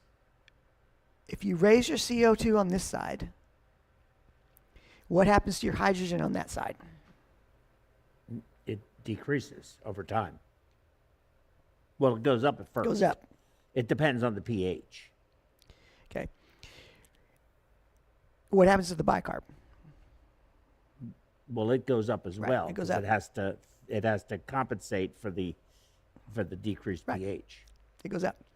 So if you lower your CO2, what happens to the bicarb? Well, it'd be the opposite effect. Goes down. Yeah. And the hydrogens go down. Yes. And this is a good time for me to say, when I see the word hydrogen ions, don't think of it as hydrogen ions. Replace that with the term acid.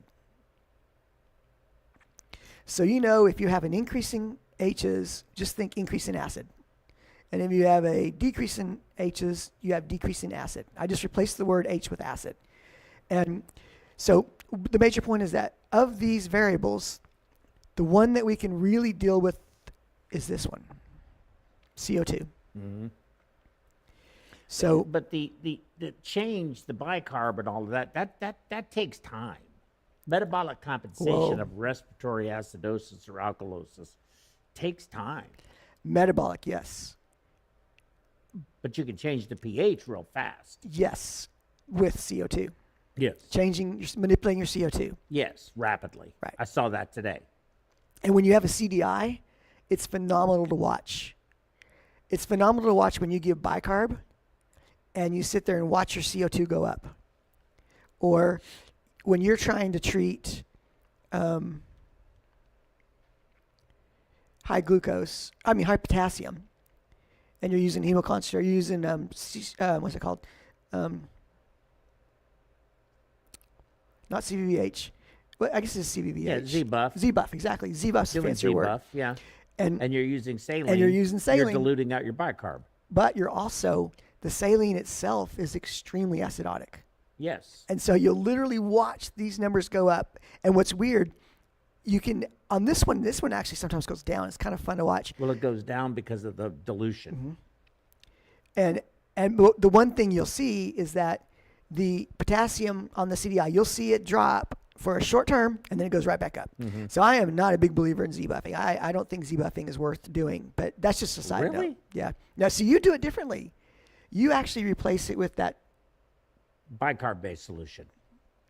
And I will load my normal saline with usually 100 cc's of bicarb per liter. And that's fine, except that you're then going to end up hypernatremic.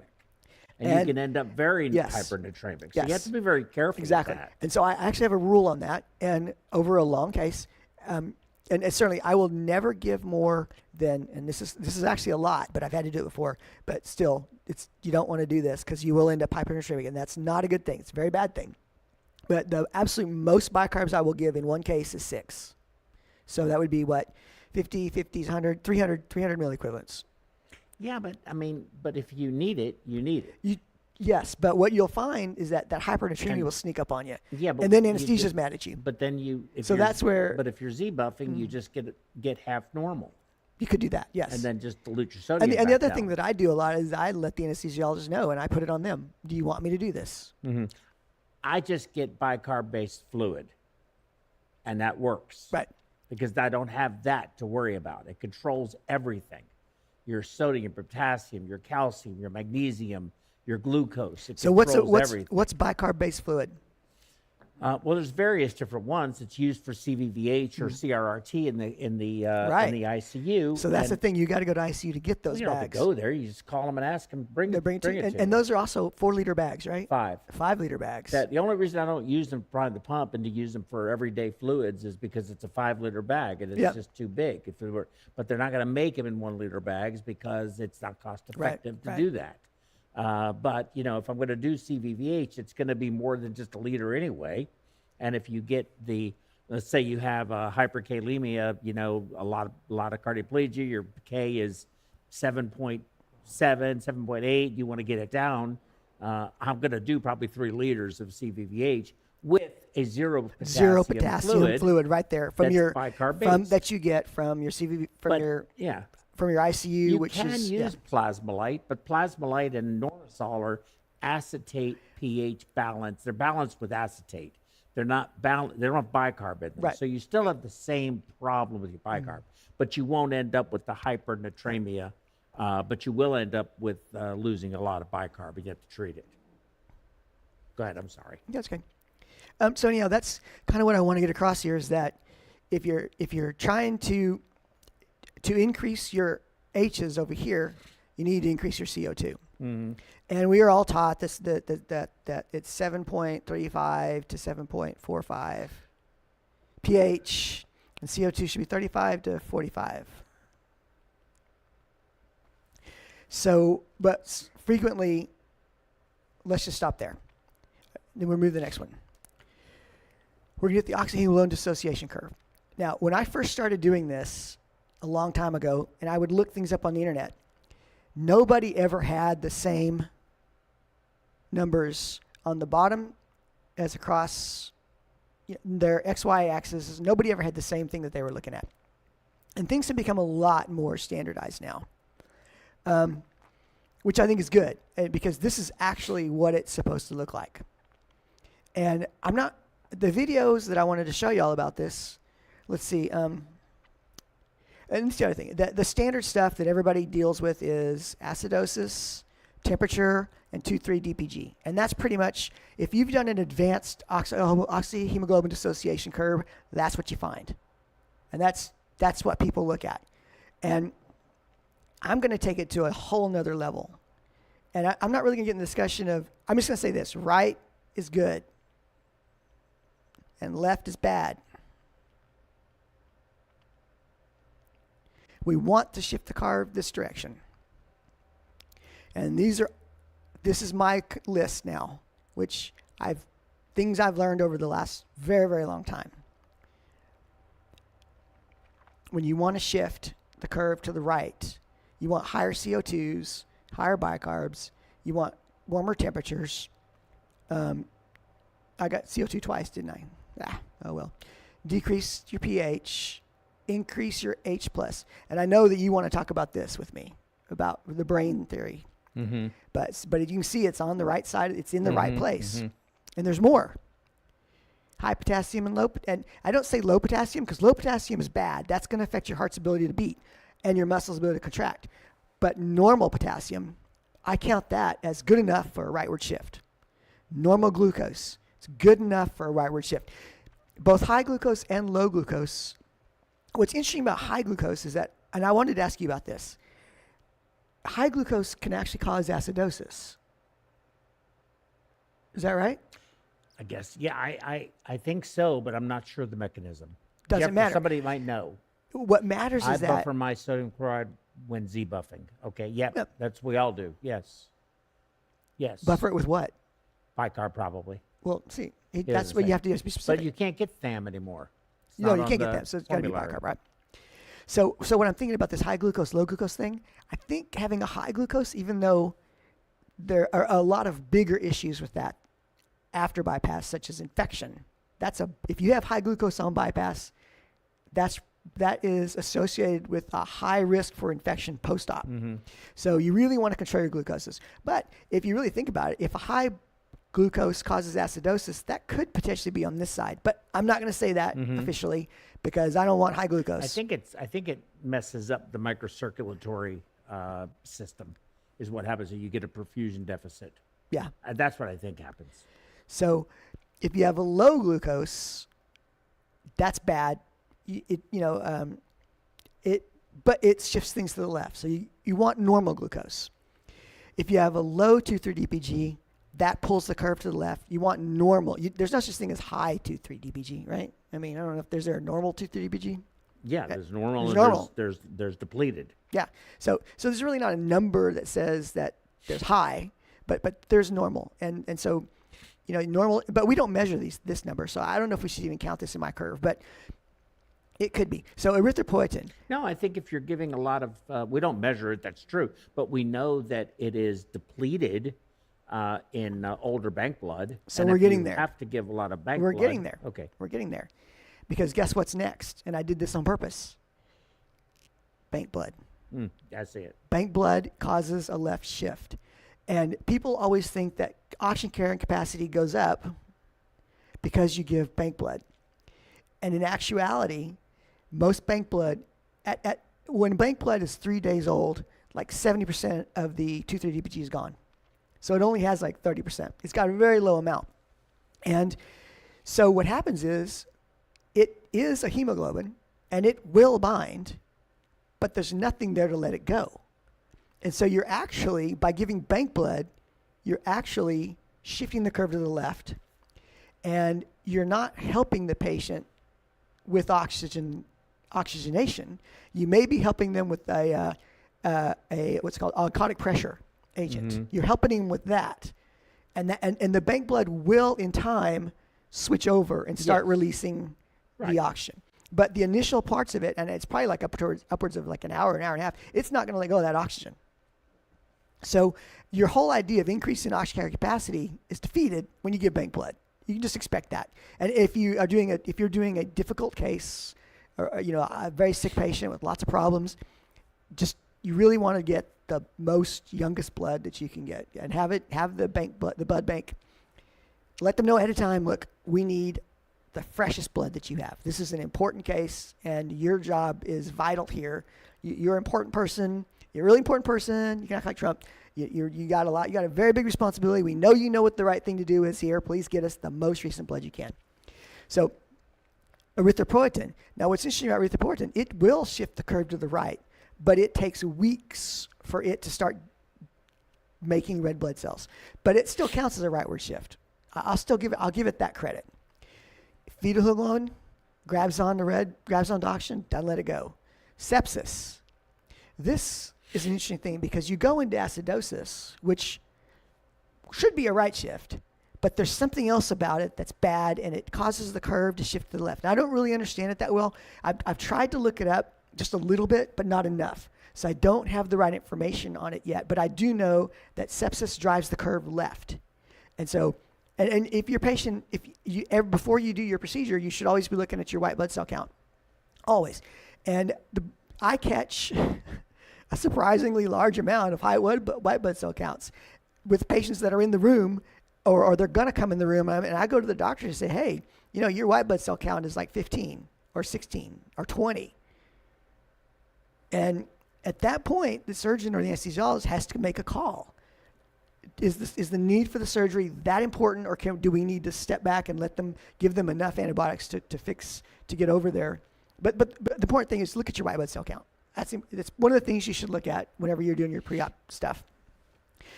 And then the last thing. Well, I don't know if is this the last one?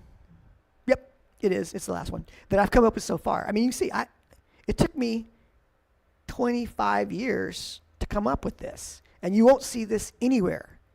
The majority of people that you're going to see that alkalosis, hypothermia, and that's all you're going to find. But in reality, these are all the things that are moving the curve. And I tried to draw a curve on there so you could kind of see left, right. But I wasn't able to do that. So I'm not that good with the computers and stuff. But anyhow, I think I got the point across here, and all the things to look at. So whenever I'm looking at a patient and the matrix is flowing down the curtain of numbers and programs and stuff, I'm looking at all of these things, and I'm seeing all these things, and I'm thinking, let's see. I'm going to get to a point. Let's see if it's here. Almost. But I'm seeing all of these things at one time. Now, if you can, go to YouTube and look up factor shifting oxygen hemoglobin dissociation curve. And this video pops up, and it's actually a very good video. And I would encourage you to watch that video. It's really good. There's a lot of good videos, but this one actually said it did things just a slightest bit different. And I'm going to show you what they did. The reason that the videos are not that important is I'm going to draw it for you. I'm going to show you what he did. It's really cool. So the big things that you need to know, the fancy words for taking tests. I also kind of want to offer this to students who are looking at taking tests, right? Your fancy words are Haldane effect and Bohr effect. Cooperativity is one of your fancy words. What did I write? Cooperativity is your fancy word of the day for your Haldane effect. Let's see, let me read what I wrote. I wrote this 20 years ago, 19 years ago? The Haldane effect describes oxygen joining up with the hemoglobin and releasing from the hemoglobin. Your fancy word of the day is cooperativity. The Bohr effect describes how CO2 jumps on the hemoglobin after the oxygen abandons it. There's no fancy words for that. Lower pH, lower body temperature, normal 2,3 dpg, higher K, and higher CO2 move the curve to the right. Higher pH, higher body temperature, low 2,3 dpg from, say, hemodilution or blank blood, lower potassium and lower CO2, fetal hemoglobin, and sepsis move the curve to the left. Shifting the curve to the right increases the amount of oxygen released at the cellular level, even in the presence of a lower SpO2 on your monitor. The leftward shift does the opposite. Leftward shift is bad, rightward shift is good. And one of the things that I want to read about that is that if you are shifting the curve to the right and you look up on your monitor and their SpO2 is reading 94 or 93 or maybe even 90, because the curve has been shifted so far to the right, because you are actively doing stuff to drive the curve to the right, even at that 90 level, the cells are still getting 98% of the oxygen. So it's deceiving to just look at the SpO2 and say that on the monitor and say that we need to give blood or we need to give more oxygen. All these other things can be done to drive the curve right and eventually bring that SpO2 back up. And give it the oxygen, the cell the oxygen that it really needs. What do you think? It's an interesting concept. Am I taking you into my mind? My mind is a dangerous place, right? Yes, I'm noticing that. Okay. It's interesting concepts. I think if I had an SpO2 of 90, I would want to know why. I would want to fix why. Unless it's not fixable vis-a-vis we're doing lung protective strategies for ARDS, and 90, 88 is what we're going to get. In that case, then I understand what you're saying, which is let's optimize the ability for that 90 or 88% saturation to release to the tissue at the cellular level so that we don't have tissue hypoxia, and we'll deal with the hypoxemia, slight hypoxemia, but we won't have tissue hypoxia. I'm assuming that's what you're really saying. Right. Yeah. Okay. That's actually a very nice way of saying it. Yes, but yeah. Okay. It's out there, isn't it? I'm still waiting for the cerebral oximetry. Oh, it's coming. It's coming. So I wanted to try to draw this for you because this is really, really cool. Because one of the next things I'm going to do is see if I have it yet. Okay, yeah. So we'll go here. I want to try to draw this for you so that you can see it. Because the curve that as it's drawn implies that it implies a one-way trip, right? And in actuality, what's happening is a two-way trip. And so this is the fun part about what I'm seeing whenever I'm trying to employ bypass and trying to help lean all these factors the way that I want them to go.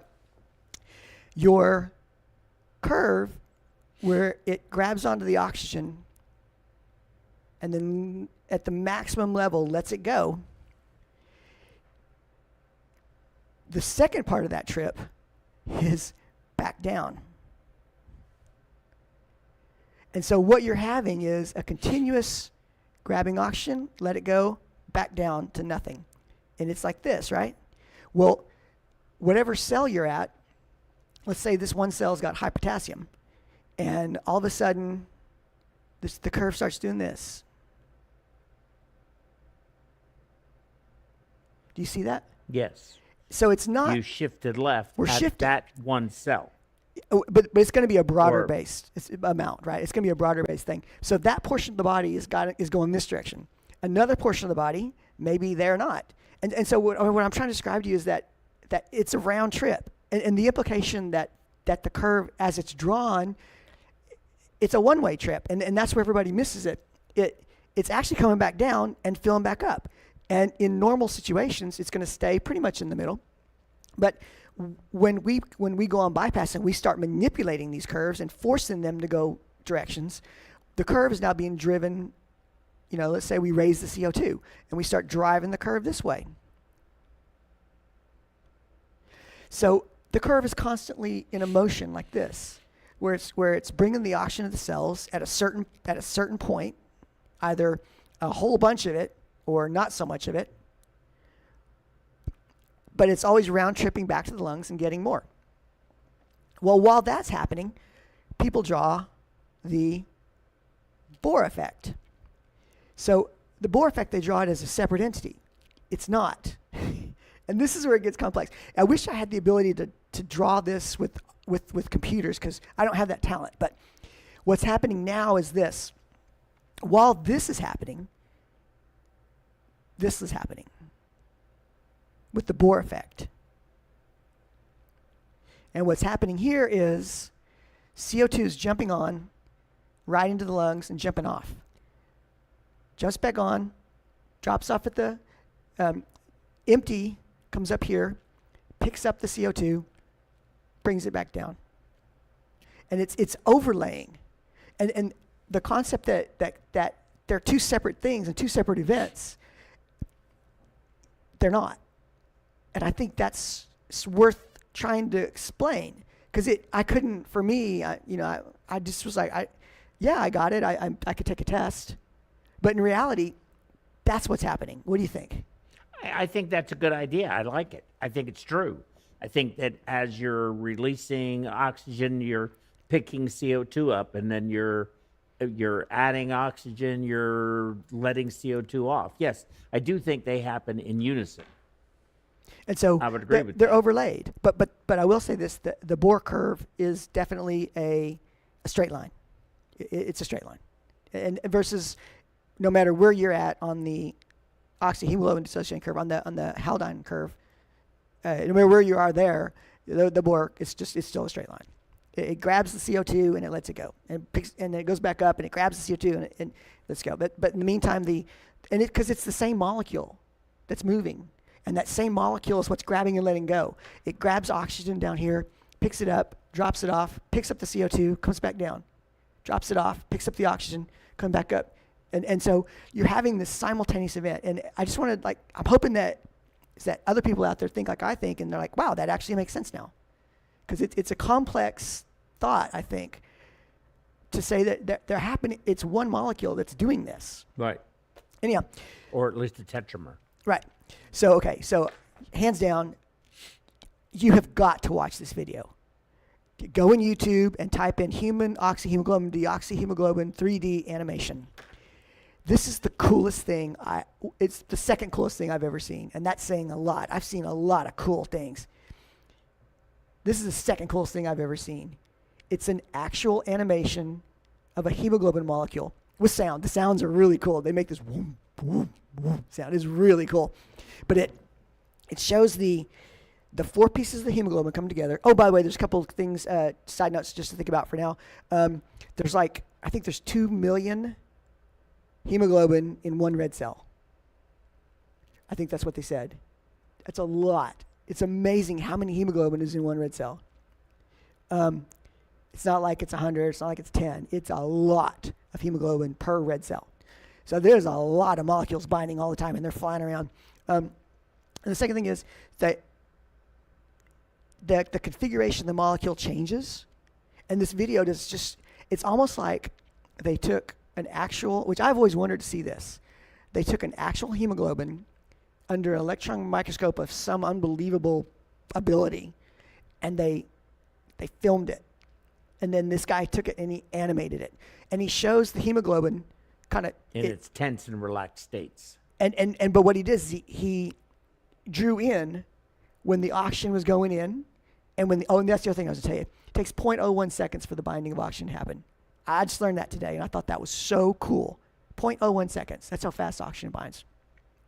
Anyhow, and that may be worth something to somebody if you're taking a test somewhere. I don't know, but so the hemoglobin is it's binding the oxygen, it's releasing the oxygen, and I can't remember. There's an important molecule besides the iron that's in there. There's an important molecule that comes in to release it, and it's in one of the videos. And then it releases it, and while it's formed like this, then it's ready to accept the CO2. So the CO2 jumps on, it closes, shoots back down, decouples, the CO2 releases, the oxygen jumps on, and it switches back. But when you see this video, it is outstanding. You do whatever it takes to watch this video. Okay, I'll put it in the. I hate to tell you this, but we're already over. Oh shit. Okay. So now we're to the So, oopsie, we gotta go faster. That's basically what I wanted to say about that.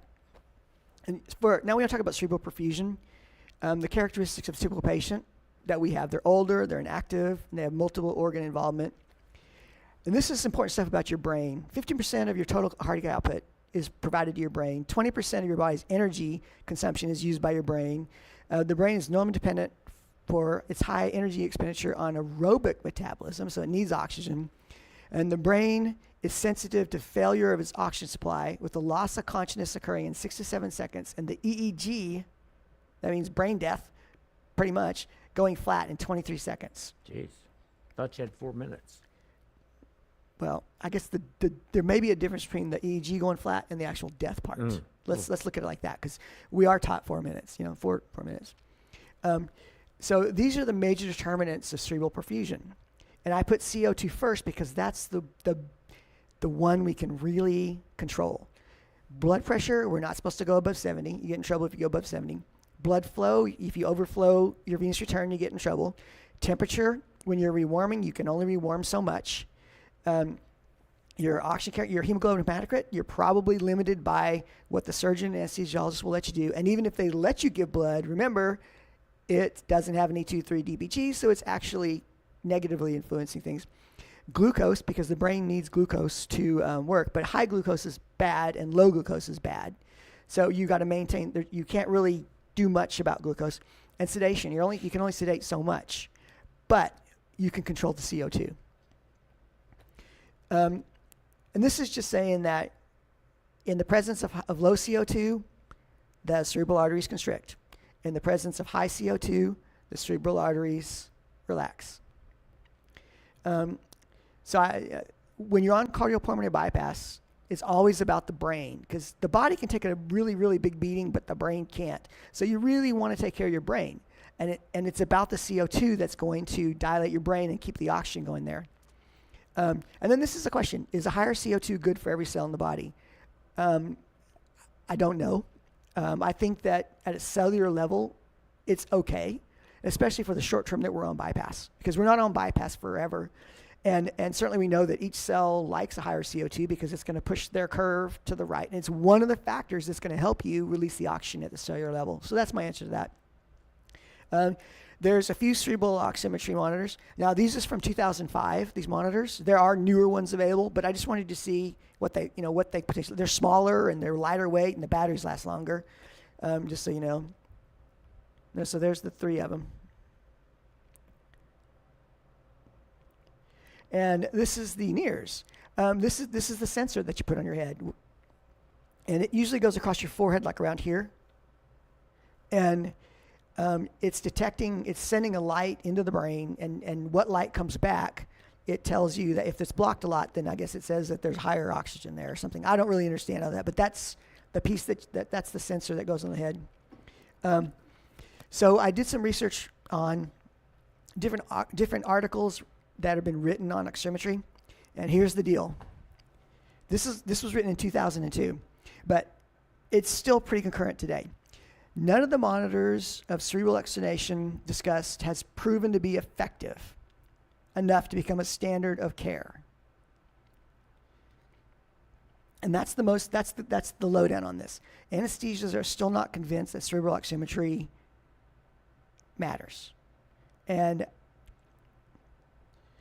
one of the problems with cerebral oximetry is it's going into Epic, if you plug it into Epic, and it's spying on you. And nobody likes to be spied on. So it's easier to just ignore it and not monitor it at all. That's kind of a mean way of saying it, but whatever. So this one here was interesting because they say that, well, the analysis, retrospective analysis, says that although there's no specific algorithms, when we use it, patients get better outcomes. However, we're not going to say, this is basically what this says, we're not going to say that it was because of the oximetry, and we're not going to say it's because the anesthesiologist even used it at all. But anyhow, just so you know, there is evidence that it's working. So that's where we stand now. So now what I want to do is applying acid. This is where it gets big. I'm trying to take a global approach with everything I've shown you, and I'm trying to say, applying acid-base oxyhemoglobin dissociation curve and NIRS to critical care. And I've already shown you all these things with the right shifts and the left shifts. And now I want to take it into real-world applications. So NIRS is giving you information, but the anesthesiology world doesn't want to acknowledge it, but they still use it. But it depends on, I don't know if they're really going to treat it or not. I know I do. If I see the oxygen going down on the right side or the left side, if it's trending down, you want to raise your CO2 up, and that is the one thing that will bring oxygen back to the brain, and it happens fast. But sometimes you have to bring your CO2 up really high, like 60 or 70, and then everybody's freaked out because, oh my God, you can't go that high. But once you see the curve turning on the brain, you're like, wow, that was a necessity. And so what's the word we're using? You're compensating. Mm-hmm. You're compensating. You're breaking all the rules in a bad way, and you're going to get in trouble for it. But the nurse is telling you to do it, and so doing it is the right thing to do. But now we come into the world of what are we doing? What patients really benefit from this kind of information? And besides just your average patient who really benefits, these are the sickest of the sick.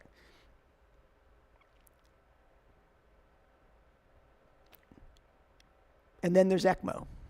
Oh, don't forget about renal insufficiency and failure, because renal insufficiency and failure are very important because that's where CO2 is released from and out the urine, and that renal insufficiency by itself can cause a leftward shift. So when you're dealing with patients, think about that. That's another thing that you're working against. That's preventing oxygenation from happening at the cellular level. And then there's ECMO. And ECMO is probably the biggest one where you would prefer to have higher CO2s. For the most part, I'm not saying 70s, 60s. I'm saying 48 to 52. I'm saying the standards need to be raised to 48 to 52 across the board for everybody when you go on bypass, because bypass is a complete and total radical change to the body, and we're trying to save the brain, and we're trying to give it a little bit of a bump, and just saying, and by that little bump, and then using the NIRS to confirm it, we can make decisions if we go back to 35 to 45. So final thoughts. Everything we know about normal does not apply to most of our patient population and actually can be hurting them. Why do we keep doing it? And why are we legally liable if we deviate from norms?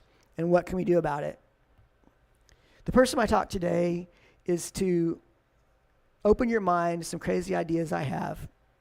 This was from my talk a long time ago, so I actually changed this. It's not supposed to be there anymore. Don't read that. Tell you what I really think is happening. Don't read that. This was me being sarcastic, saying that doctors don't want you to do this. The anesthesiologist wants to have a normal pH. They want to see a pretty number, so they'd rather you blow the CO2 off so that they can get their 7.40. And please forgive me for saying this, but I think some of this has to do with academia and what you're used to in the academic world. I think you might be seeing that change out of the academic world in the community hospitals. Most of the people I think that are either watching today or that I work with, and even my own experience, is a lot of times we have very collaborative relationships with these people. It's not like it is in the medical center where you have all these absolutely overblown egos and that kind of nonsense to deal with. But the fundamental question that I haven't had answered yet in your talk, which was great, is how does the oxyhemoglobin dissociation curve affect the NIRS? That was the title. Well, I didn't I say that? No, well, you might have. I'm not clear on it.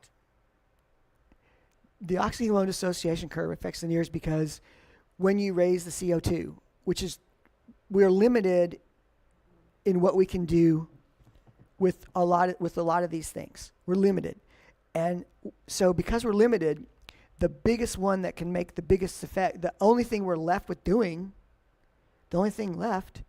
So you're not saying that the shift of the oxyhemoglobin dissociation curve gives you a false reading in the NIRS. You're saying that knowing the oxyhemoglobin dissociation, I might have misunderstood the title, that using the oxyhemoglobin dissociation curve helps you to affect the NIRS in a positive way for increased oxygen saturation in the brain. That's what you're really saying. I thought that there was something that occurred with the shift that made the NIRS read inaccurately. No, the NIRS is just a sensor, and it just reads what it reads, and it doesn't have a bias, and it doesn't get it wrong. It doesn't get it right. It just reads what it reads. And so when you're looking at the matrix and all this different information, and you're doing everything you can to push the curve over, once you've accomplished most of the things, you can't go any higher with those things, but you can go higher with the CO2, and that'll tip over the curve this direction, and you'll actually see the oxygen in the brain via the NIRS go up. Now, and then again, I pointed out that here's our problem. Anesthesia doesn't believe in it. Yes. They say that it's not good. Well, there was an article written, patient or pumpkin. There was another article, like, I don't have it. I think we should use it. I wish I had it today. I was upset that I didn't have it today because I was having drainage issues, which I think was distortion of the SVC, Yeah. and it was messing up with my return, and I was struggling, and the surgeon was struggling, and we were just having a difficult day. I wished I'd have had it because it would have given me a lot of information that would have been useful, but they didn't put it on for whatever reason. They normally do. But I think that, if you look at, you can always create a study to tell you anything you want, really, at the end of the day. But you can take if you take a live patient, you can have cerebral oximetry readings of, a range. Right. If you take a dead patient, you can have a cerebral oximetry reading of a certain range, which is compatible with life. And if you take a dead patient and remove their brain from their skull, you can get cerebral oximetry numbers using some of these devices that are compatible with life. So that's where the problem comes in. But if you put it on and you are measuring it and you're using it as a trending device, and probably it is getting a better technology, but I think that people just don't have confidence in it, and it can give you a false sense of security. You shouldn't just depend on it. It's like anything else that we use. You can't only depend on one thing. The total picture has to match what you're seeing. So I think it's a useful tool. Well, you It's take really only a trending device, says Jeffrey Campbell. I Exactly. agree with you. Other effects of NIRS and cardiac output, venous drainage, SVC drainage, BP temp, absolutely. CO2 has most effect on NIRS, which is what you said earlier, Thomas, with right shift. I can't tell what that says. Oxyhemoglobin dissociation curve. I mean, all of that is absolutely correct, Jeff. I agree 100%. So I just think that, it's like any technology. We have a number, but but you could be using a pulse ox, and the pulse ox is reading 47, and the everybody's up in arms, and oh my God, what's going on? But the patient's talking to you. Well, I mean, let's use some common sense, right? So I think that that's what you're really saying here is that yes, there's a lot of people that don't want to use it, but it is a good tool. It's a great tool. It just is like every other tool. Right. You have to look at everything and scrutinize every result. Does this match the clinical picture I'm looking at? So here's the interesting answer to your question on that one. You can't see this at a cellular level. You can't see what's happening at a cellular level. You can't see it. And we're using this curve that somebody made up. And I'm taking it to the nth degree and trying to apply all of the information that we can, as much information we get, and say that this curve is being driven one way or the other. But in actuality, I can't see it. I don't know. Mm-hmm. You don't know. Now, I do know that as a training device for NIRS, before you go on bypass, when you first put it on, you get a number. And there's that number. And I do know that when you go on bypass, you will see that number cave go down. Mm-hmm. And I do know that after a couple of minutes, as things stabilize, and it's the hemodilution, I think, that's the real problem there. And maybe the drop in blood pressure, but for sure the hemodilution factor. Then the numbers will stabilize, and they'll actually come back up a little bit and stabilize. And these are reading something. They're seeing something. Yes. Now, during the bypass run, as you have changes in venous return or they hold back the heart, whatever, and you can see the numbers going down. Well, you can't do anything about your blood flow because you're overflowing already, or you are limited by your venous return. You're going to empty the oxygen. You're You limited just by have your to venous give more return. volume Exactly. for it to go away. I mean, yes. So now you have to live with a lower DO2, Exactly. which But- Epic doesn't like because now that's going to be a ding against guess you what? and Yes, but whatever. guess what? else. You can actually see this happen. It's brilliant. I will- Raise the CO2, and you'll actually see. Yes, you the- can make some improvement. You'll see those numbers come up. Absolutely. But I will tell you this, though. I don't agree that you can't see it at the cellular level because I think you can. And I'll tell you why I say that. Give me enough time and give me a patient on bypass, and I drive their PCO2 down to 14, and I leave it at 14, and I measure lactate levels. Lactate levels are going to go up Right. because you're going to have tissue hypoxia. You're not delivering the oxygen at the tissue level. So given enough time, I'll see it. And the way you will see it is that when we draw our blood gas or we draw our sample of blood, it's a global thing. It's showing the entire body. So an average of what's happening throughout the whole body. And it takes time for that average to move one way or the other. And so is it fair to say that moving the curve, moving the curve one way or the other, is it fair to say that we're moving this curve and it's happening instantly? Because it's not. And then also, it just goes down to you can't see what's happening at the cellular level. There was this guy who taught this course called the pressure field theory, and I found it this morning whenever I was writing this topic, and so I'm going to reread that because I think he's onto something that's similar to the hemoglobin dissociation curve, but I got to go back and reread it. Mm-hmm. But one of the things he talked about in just the very, very first thing was that drawing the ABG or the lab sample, it is a global look. And so how do you get down to the cellular level and see what's going on at the cellular level? And what I'm doing is saying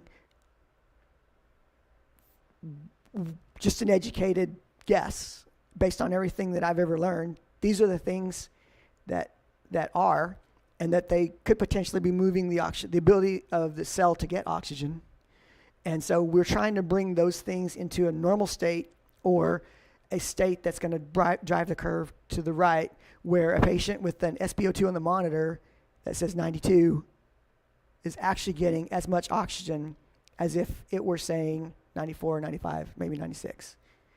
What do you think? Yes, I agree with you. I mean, I think that's true. I think if it was saying, I think it'd be more dramatic. You're getting adequate tissue oxygenation with an 88 PO saturation, a saturation of 88, as you would with a 99, if the conditions are such that the oxygen will be released to the tissue as needed. And your O2 extraction rate is no different, so you really should be in good shape. I do agree with you. So tomorrow, I'm going to be doing, in fact, I'm glad you brought this topic up, because tomorrow, my lecture is, I can't read that. What's it titled? Yes, Adverse Effects of ECLS. And on Friday, I think it's Thursday, I have a short 20-minute talk, and that's on what does a perfusionist do. And that's a fun talk. It's 20 minutes, it's fun. And I think it's going to be go to this as well.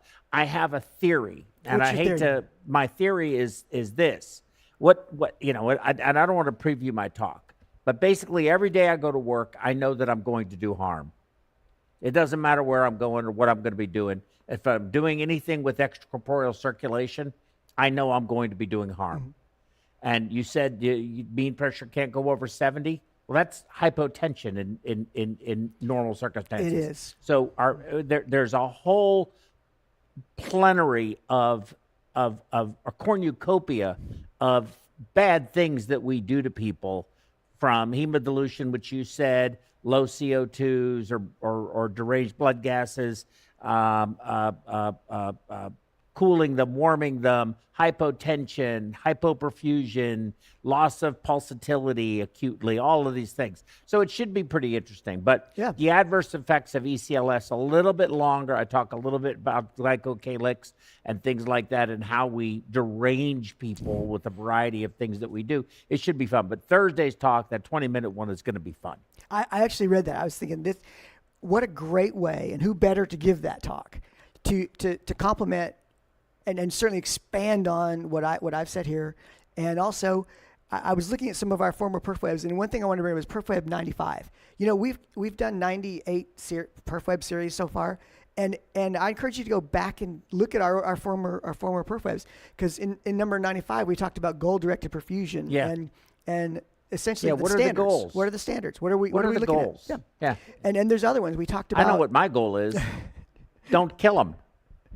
I did a case with Magic the other day, for anybody that cares to know. And the poor fella, he was nervous as a cat on a hot tin roof.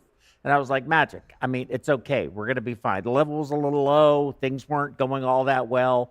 It was a challenging case. I mean, it just was challenging. But, you know, he had a clamp in his hand and he was ready. I knew he was ready to dive in there at any moment to save me. Today, we were giving cardioplegia, and he was like, your cardioplegia's run out. Your cardioplegia's run out. I said, it's okay. It's all right. It's not going to go anywhere. It'll be fine. I guarantee you, I really love the fact that we have perfusion assistants. It's been great. And it's especially, been great. And they're learning a lot. They're super smart. And it's a big help when somebody says, hey, you forgot to do your blood gas. And I'm like, oh, dope. you know? Exactly. I don't know. That's okay. Yeah. All right. We'll see you tomorrow. Oh, wait. We ran a little over. No, we did. Make sure to like and subscribe. Oh, yes. Thank you. That's very important. Don't forget to like and subscribe, okay? Because if you don't do that, I'm going to be ruined. And buy the app. Yeah, please. I need to sell 999,999 more. Jeffrey, you're welcome, Jeffrey. Thank you too. Did you buy the app, Jeff? Do you have the MediWeb Perfusion and clinical care app? Good job, guys. Thank you, Kay Garcia. Jeff, do you have it? Do you guys, if everybody on the call has the app, you all win a prize. Ooh. Yeah, a special prize. The app. Joe makes, The app. All right, I'll see y'all tomorrow. Bye. Everybody. Bye. See you next Thank time. you, Kay Garcia. Kay Garcia has it. Thank you for all the comments. Now look at this. Jeff has it too. I've had the app for a couple of years now. Hey, we're doing some more updates, and updates are free. All right, peace out.